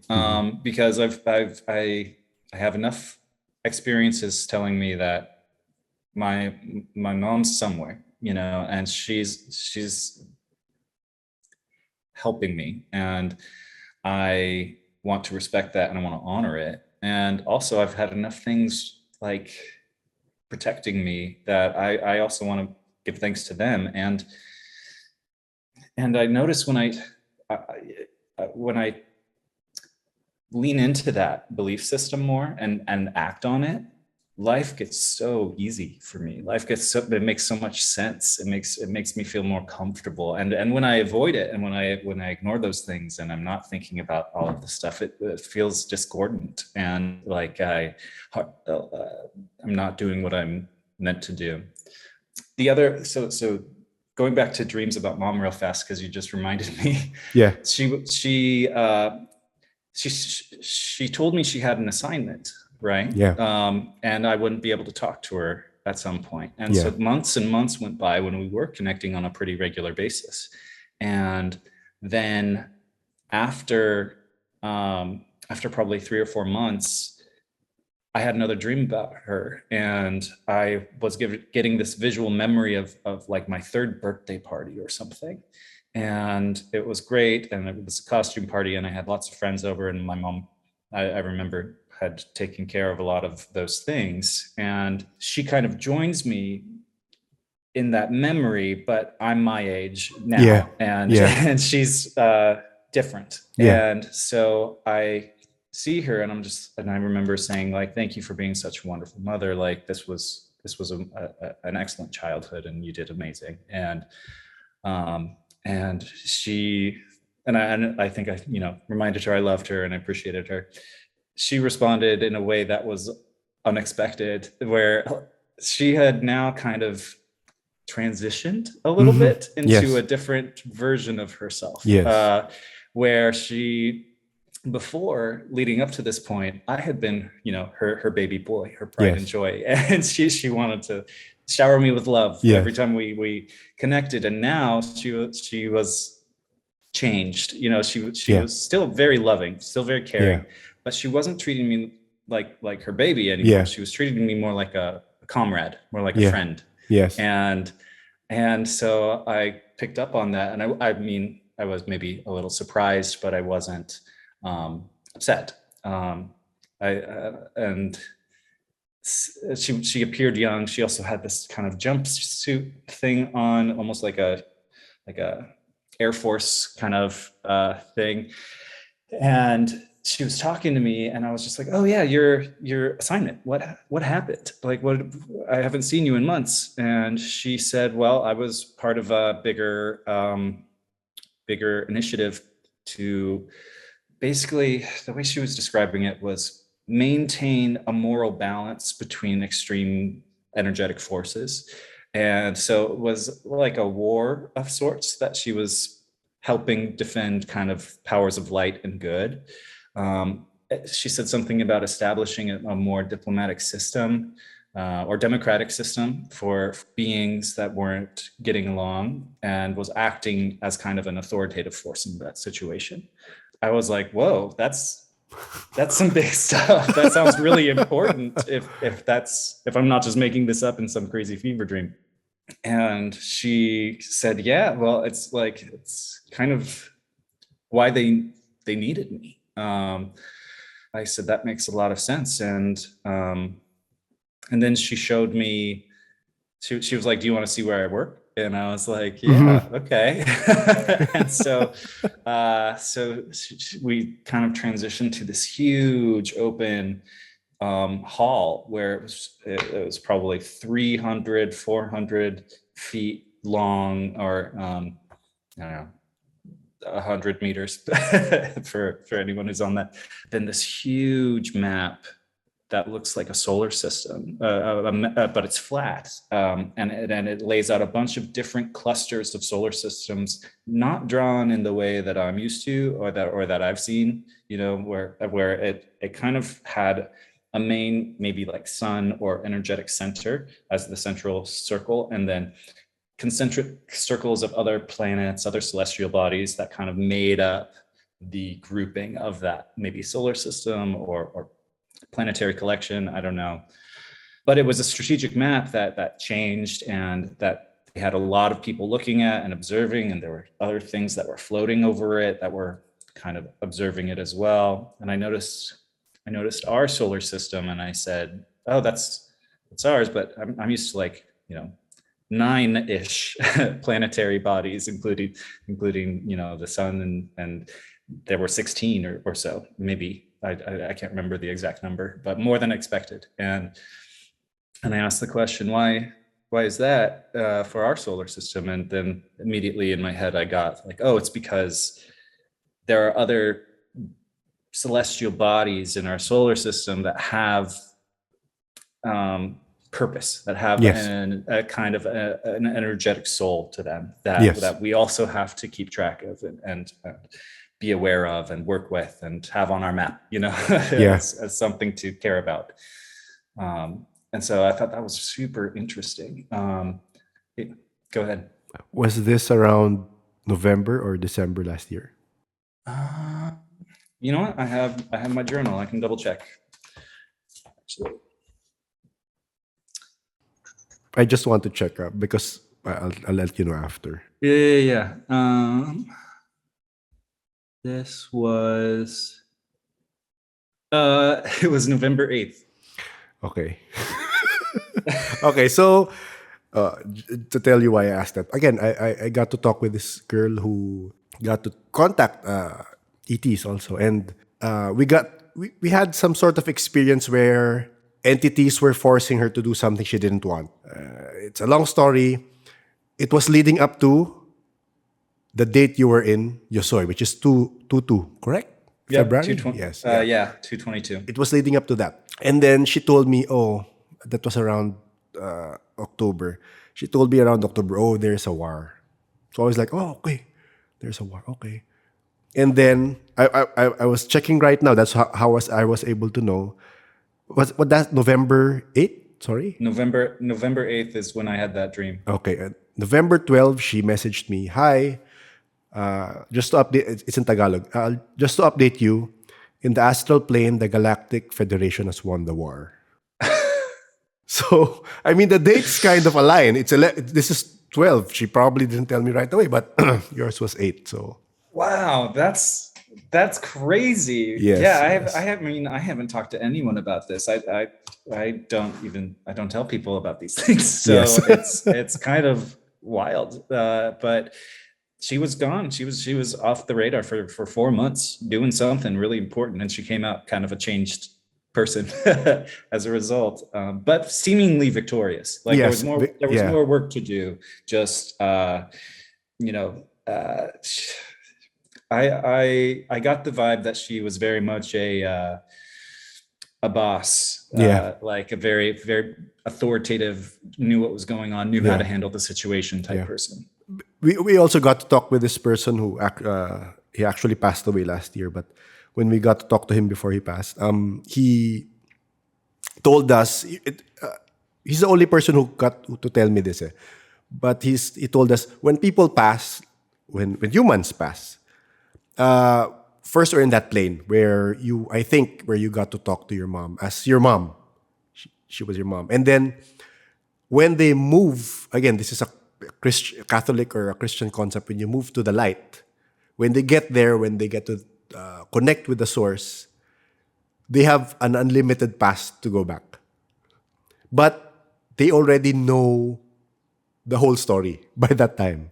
So probably because after she accepted what happened, her passing, when she got to go to the light and she knew her assignment, probably that's why she was a bit different. That's my interpretation of what happened. But yeah. Yeah, no, I think that makes perfect sense, and that's kind of been my experience since then, where our relationship has not been as frequent. It shows up in less frequent, more efficient ways Yeah. sometimes, where it's just these little kind of like, hey, Yeah. you good, I'm good, okay, bye, like where I think she's gotten to a point where she understands I'm at a good space in my spiritual journey to take on the work. But there have been enough dream follow-up from that, and enough discussions with my medium and the Akashic Records experience where Yes, please tell basically, us. yeah, well, it's just like basically my mom understands her role at that higher level, and that I also have a role to play here on Earth, and that we are connected, and that we're working towards the light. We're both working towards something good. I don't know exactly what my role is yet, but I know how to tap into some of that and start learning in that direction. And that over time, she's going to be pulling away a little bit, because she's Yeah. got she's got shit to do. Responsibilities. Yeah, and as long as I'm like on the right direction, Yeah. she doesn't need to helicopter parent me anymore, Yeah. or anything like that. So can I ask? I mean, I've been skirting around the question, but you've probably heard the term. But in your Akashic records, were you told that you were a star seed, or something of like that? Yeah. So I don't really fully understand the term star seed. I think people kind of throw it around a lot, Yes. but Yes. and so I don't personally commit my identity to that, but I do feel like I was put here for a very specific purpose. So this kind of so maybe I can give you more context around Yeah. my soul's history, and then Yes. people and listeners can do with it what they will. Yeah. So when I was in Egypt, all of these people were having these experiences where they were like remembering, they were remembering being there 12,000 years ago or 8,000 years ago, and all of these experiences in Egypt, and with pyramids, and with the Sphinx, and back when it was a lion's head instead of a human's head, and all of these things that that were really ringing true for them, and all of their experiences I was listening to and understanding. But for me, trying to be really true to my intuition and trust my gut powers. Yeah. I was realizing, like, that's not my experience. Yeah. Like I hear what they're saying, I believe what they're saying, but it feels more like I read it in a book, like it's secondary information that I have acquired before. And I really feel like I have had only a few past lives on Earth, and before that, I was part of a completely different existence for a while. Yes. And I have memories of, being basically the first time I came to Earth in a long time, at least, was being a French woman back in the late 1700s. Was part of a wealthy family, and then experienced a lot of the political turmoil of the elites in Europe in that time period, because there was leading into the French Revolution and the American Revolution and all of these things, and some really strange, distinct memories about that time period. But also, I came back after as a businessman in the Industrial Revolution, probably, and I think also in Europe. I'm not totally sure on all the details. But then I remember there was another life after that where it was a war, or there was a war going on, and I didn't have a family like in the last life. I didn't have kids, and I was quite young, and went to war and experienced. I just remember some of the most horrific, brutal, kind of awful war crimes that can happen. And and died in that life because of some of the horrible things. And then my memory kind of gets a little hazy, but my intuition tells me that that was my last life, and that I went back to wherever I was Okay. to say I don't want to go back there.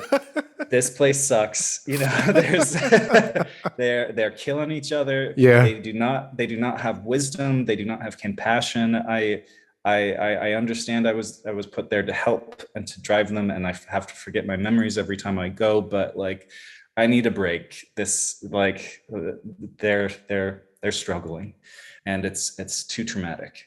And so I think I took a spiritual point of view for a while, took care of family members, was the higher level being watching over loved ones on in various places. And then finally, I have this feeling. It's so strange trying to articulate these intuitions or these memories, because I don't have a direct memory of it. I just Yes. kind of know, I just kind of feel like I know what happened. Yes.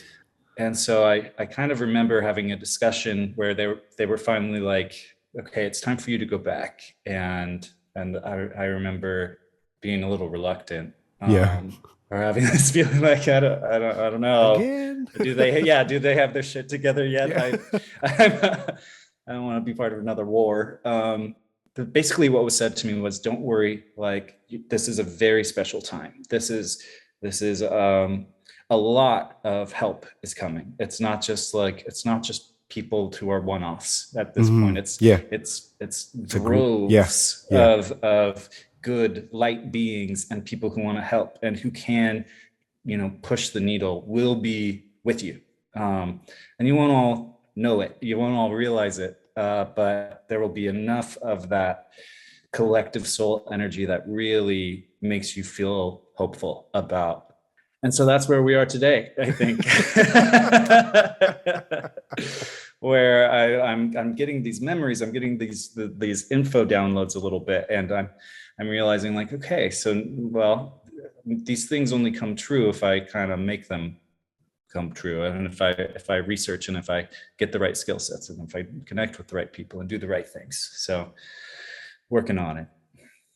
I'm a bit of a geek when it comes to extraterrestrials, but were you able to identify what area you came from, or what star system you came from? Yeah, I forgot to tell you about this when you asked about out-of-body experiences, but there was another one I had, actually, a dream where I was part of, so I'll lay the setting first. It was beautiful colors, very kind of organic looking atmosphere, slopes and curves, not harsh terrain or anything. But it was almost like everything was oil slick colors, like just very beautiful purples, blues, really reflective. And then there were these spires that were pretty geometric, that were glowing. I think it was yellows and pinks and purples and blues, but beautiful spires. And then I remember this chord, or the sound. It was like constant music, constant sound in the background that was just like a perfectly harmonic arrangement of chords that kind of just felt like angelic resonance ongoing. And then I was approached by these tall blonde beings that they looked very human, but a little more like elf-like, like Lord of the Rings type, tall, slender, beautiful. And their eyes were slightly bigger, and it looked almost like I couldn't stop looking at their eyes. One, because I got such a good feeling from them. It was so loving. It was so comforting. And then the other, because it almost looked like the color of their eyes was almost like galaxies or something. Like inside the eyes. Yeah, the color. Yeah. So it was beautiful, and they were so friendly. And then I remember just this woman walking up to me with a baby, and I held the baby in my arms, and it was this beautiful blonde girl with the same type of eyes, big eyes. She actually looked a lot like my sister. Um, and if she was a 8-month-old baby or something. Yes. And and I just remember having so much love for that child and feeling so at home, like it was like I was visiting a family I had missed, And so I've had a few other interactions like that with similar types of beings where they feel very familial to me. And then when I've asked about either my medium or Akashic Records people, I think my medium said once Pleiadians, and then my Akashic Records person said somewhere maybe more Arcturian? yeah, maybe, or Syrian. I don't know. Mm. So the other thing that the Akashic Records revealed was that there was, I was originally part of a species that came to Earth way, way, way long ago to help with the evolution process, Oh, essentially. okay.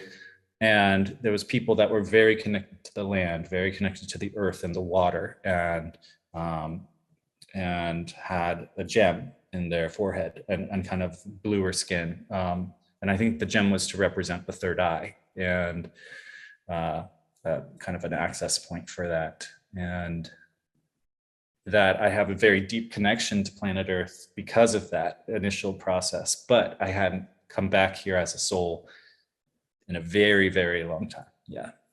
Mm-hmm.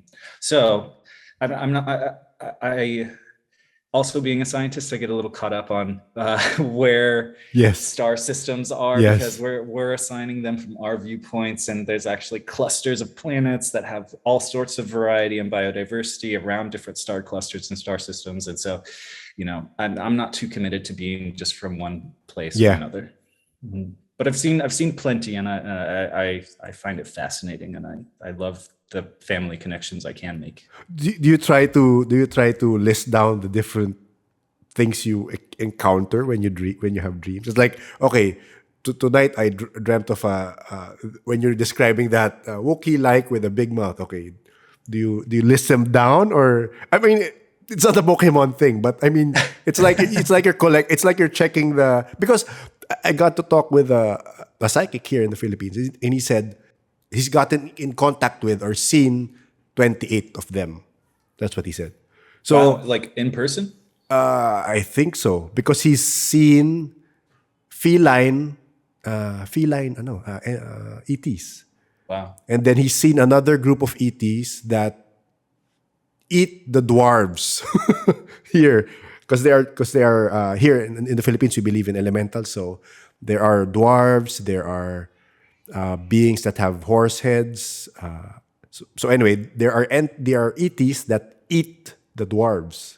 So, but I mean, in terms of cataloging them, have you begun to catalog your? Yeah, I mean, I don't know, that like the tall beautiful ones I have descriptions of, because I I'm so comfortable with them. I've seen them multiple times, and they're like family every time I connect. But the other ones are just kind of one-offs. And man, I think I probably do.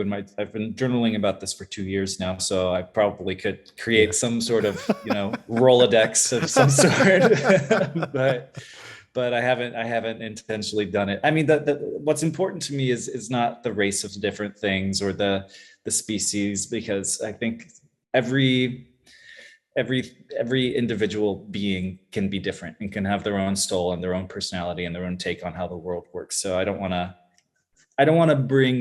project my earthly racism into whatever galactic racisms we are trying to avoid altogether, so. Nathan, someone here has a question. Can you describe the hall where you saw your mom working? Because I think she saw something like it. Yeah. Sure. So I remember it being just huge, like the inside of a stadium size-wise, probably multiple stories tall, where it was almost like rectangular in shape, probably 400 to 500 feet long, 200 feet wide. On the back side, there were stairs that went up to kind of this entryway into a more cut off section. I remember there being turnstiles. So it was like security restricted areas where you'd have to scan something. And then behind that was maybe a building that had multiple floors that was in a secured area that my mom had access to, and she wanted to bring me, but I got, as soon as I tried it, that's when I woke up.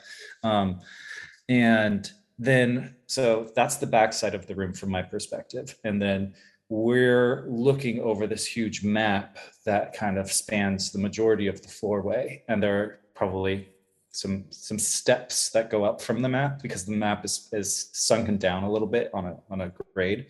And then it has a slight curvature to it. And then to my right, I don't remember what was to the right. It was either a wall, or it could have been completely open, because there were enough crafts in the air that were coming in and out and hovering over the map, and kind of creating a observation kind of wall of crafts, that I imagine that one side of the building was either open or some connected to a tunnel or connected to a way for other things to get through. But it was very, very futuristic, very sci-fi, very like metal, lots of metal surfaces, shiny, a lot of people, a lot of beings there, probably 100 walking around. It felt like a very open, large war room of space. And I get the impression that this is one of maybe many locations. There's probably not only one, center of benevolent forces that need a good map to help save the universe. or look over Earth and the stupid things we're doing. Silver also has a question. I think this is in reference to your Akashic experience. Can you remember or identify when you did the Akashic, someone was accessing your records? You were speaking through that person. Is that correct? So that person was speaking to me, and my guides were giving them information. Okay. He also has another question. Do you sometimes get downloads in your dreams? Meaning, suddenly you're sleeping, and then suddenly information you're not aware of just comes in? Yeah, I mean, I'm reluctant to say completely yes to that, because a download sounds so well organized. Yes, yes. So I don't want to misguide this response at all. But I've had times where I get a flash of information or a name or a statement or something, where I'm like in between dreams or in between awake and asleep, and something just comes through, and it's almost like it's being yelled at me, but not really, just telepathically.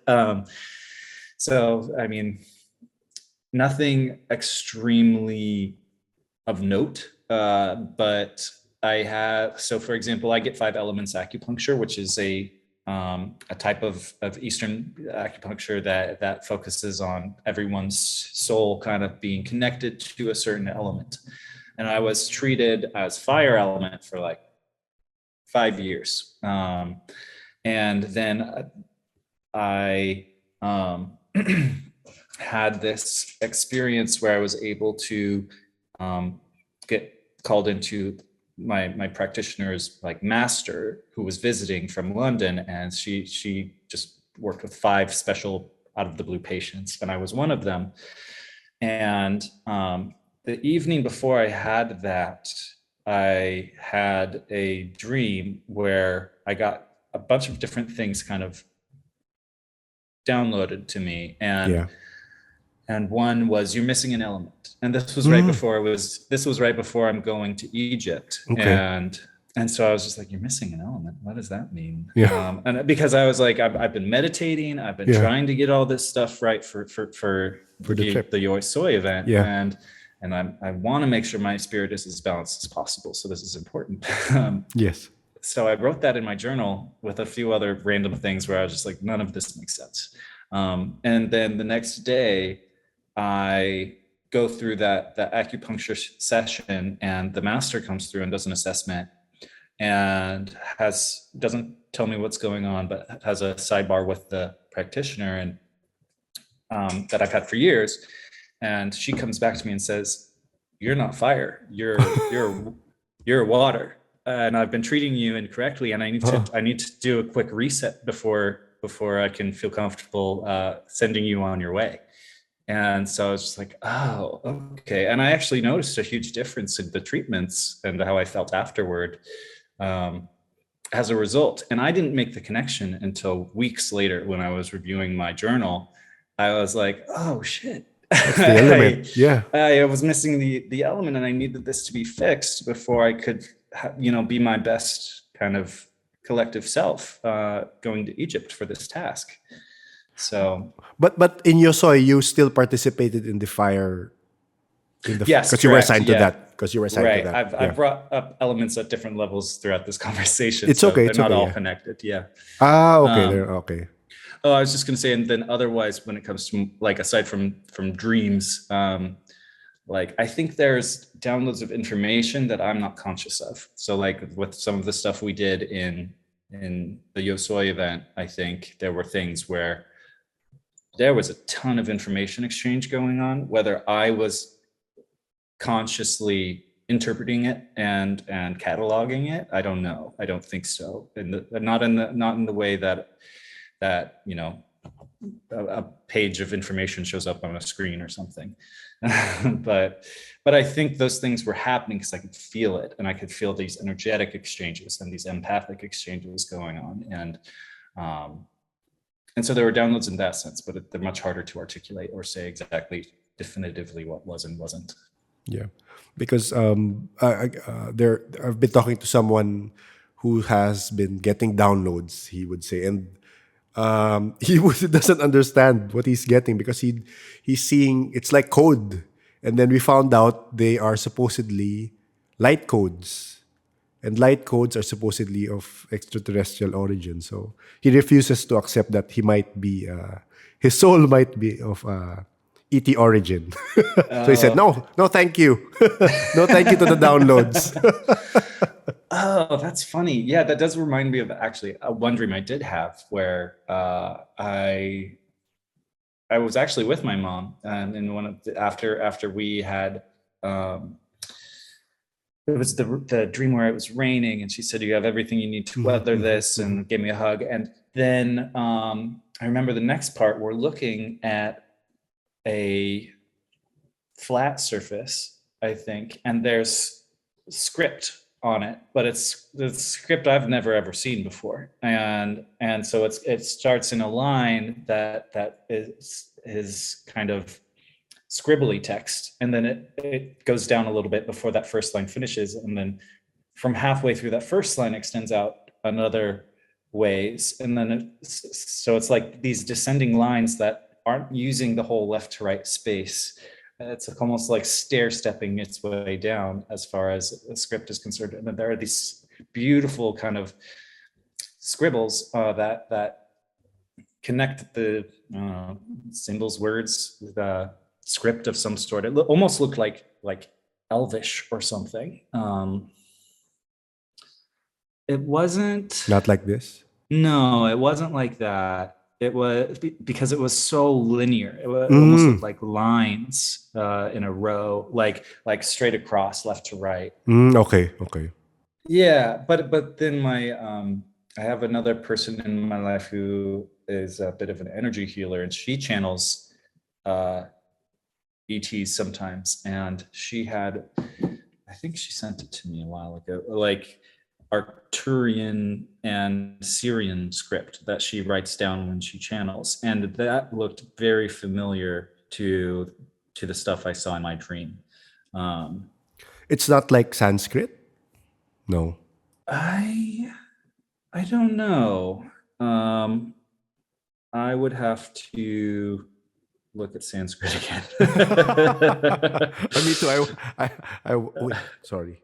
It was a lot of scribbles, but it was in lines, so it wasn't, just a little picture like that. And then there were more line. It was more linear going through, and then like stair stepping down. So you're being given instructions. You just don't know how to I just don't know how to interpret. read it. Yeah. So it's probably in my psyche somewhere, but Yeah. I don't know what to do with it.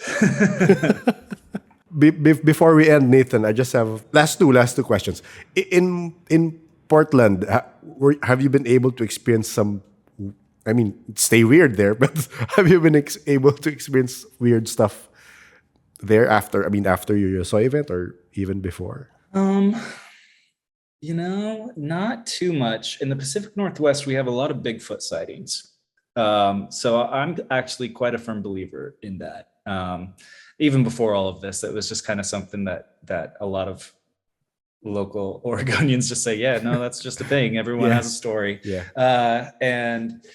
And so that's one thing, where my aunt has her plaster print from the farm and everything that she caught herself.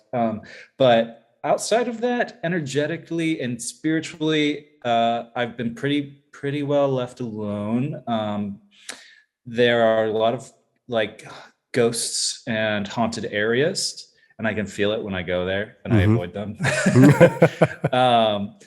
And Portland also has quite a dark history, and so there's a lot of trauma that I think souls have been stuck with, that kind of haunt the area a little bit. But the one thing that's been really unique about my specific house that I live in now, Yeah. is I got the house about 6 months in. I was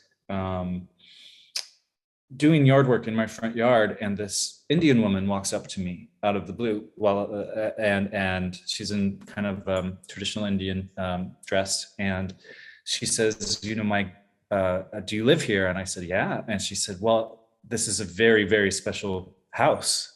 And I said, what do you mean? And she said, well, years ago, back in the 80s, this is where I would do yoga. This is where my guru lived, and he would do extreme, powerful meditations and yoga practices, and it's just an extremely special place. So she said, be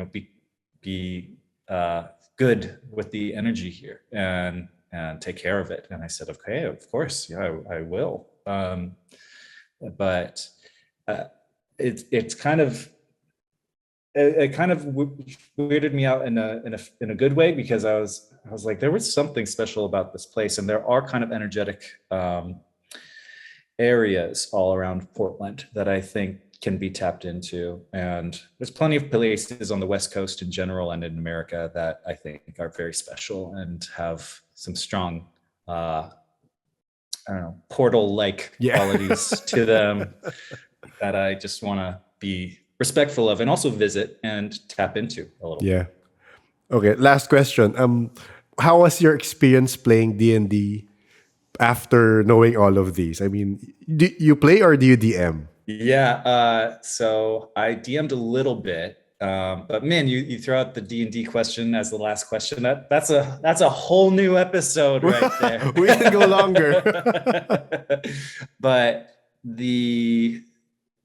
so I've DM'd a couple times, and I love it. I think it's so fun, and I love creating stories, and I love creating characters. I think I like playing it a little bit more, because I like adopting different personas and accents and motivations, and it feels like I'm more at home a little bit with these. We were talking about these people who look like elves that I have dreams about, that I consider family when I'm asleep, and so to have this simulated experience, this tabletop role-playing game where I get to maybe connect with them and have a story with them, and shared kind of friendship and love and family, and take on that identity, it feels very it's just like a little taste of home or something, which is kind of cool. I don't know. I also just like that magic is something that can be played with, interacted with, and made part of either funny situations or life and death situations or very powerful, great cinematic situations. And in this game, it's so accessible and normal conversation, whereas in our day-to-day lives, talking about spiritual like portals and forces and magics is not as common. So, fifth edition or earlier? Fifth edition. Fifth edition. Okay. Mm-hmm. Nathan, thank you for taking the time. We took a lot of your time. Thank you very much. No, not a problem. I really appreciated it. Oh, thank you. We appreciated your time also. And I would just say that, if there's anyone who wants to reach out or connect afterwards, if they could go through you and then we could have a way to maybe potentially connect. That would be great. Because as I said, I don't have a ton of people that I connect with on these things. So I really appreciate the opportunity. You can freely post a message on our Discord. Most of the people there understand and can answer you back in English, but in general it's just mostly Filipinos. But again, we have a few foreign guests there. So if you have dreams that maybe you have, because one of the learnings, actually, what they found interesting about our relationship in Discord is they are able to validate some of their experiences with the people they talk to. And so if you have some weird dreams or you have questions that you want to ask, feel free. Because that is a community. But again, sorry, mostly in Filipino. That's okay. I'll make do. Yeah. So if you have a question, feel free. It's a safe space. Okay, that's awesome. Well, I appreciate you hosting this podcast and getting people like this together to talk about whatever. It's really cool. Okay. Thank you very much. Yeah. Okay. A big thank you to Nathan for agreeing to share his story with us, given that certain details were a bit personal. Thank you again, of course, to Dict for connecting me with Nathan. None of this would have been possible if you didn't post your picture with Matías. So thank you, Dict. As mentioned in Dict's episode, these episodes are released on 11/11, which of course connects to the Yosoy event in Argentina. Dict was adamant that I post it on 11/11, so to follow Dict, here it is, on 11/11. Instead of answering questions, our conversation with Nathan adds more questions. Can everyone have successive dreams with dead relatives? Or was it because of their special connection? Is Nathan able to visit different galaxies in his dreams? Or does this have something to do with his soul origin? What and who are the ETs who went to war? And why? So more questions for us. If you have other questions as well, for me or for Nathan, message me via email at paranormalsph@gmail.com and I'll relay them to Nathan. Or message me on Discord. I'll make sure Nathan gets your questions. In case you prefer to ask it via chat, you can hop onto our Discord server where we discuss these things endlessly. Most of the conversations are in Filipino, but we welcome all nationalities to converse and have deep talks about the paranormal. If this is the first episode you've encountered from our podcast, welcome. I'll post a link to our English-specific episodes where we talk with people from different parts of the world. If the subjects here interest you, you might consider subscribing to the podcast on YouTube, Facebook, or Spotify. We are currently on a season break, but this is a special bonus episode, and normally we have episodes on Tuesdays, 7 p.m. on Spotify, and Thursdays, 1:37 p.m. on YouTube. A big thank you to our Paranormal Patreon peeps and coffee supporters. Sunny, Jay, Don, Webcapo, I Am Who I Am, and Z. Thank you for your continued support. If you want to support the podcast in other ways, you can choose your favorite episode and send it to like-minded friends. The Paranormal Podcast is engineered and produced by F90 Productions. I would greatly appreciate it if you leave us a review on your preferred delivery platform.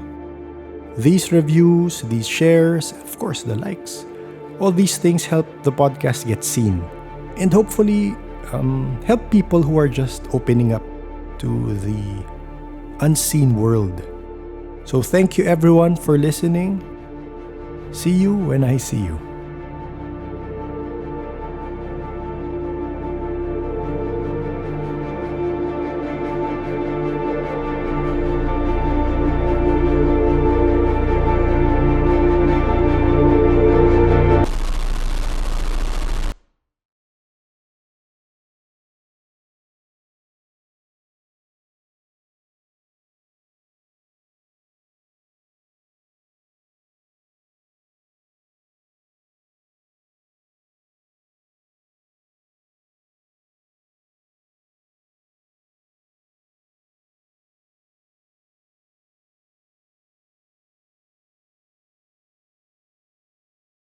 LL portion! Okay, so after our call, one of the people in the call, Silver, remembered that in one of his dreams or astral travels, he encountered beings that look like dolphins, but are upright.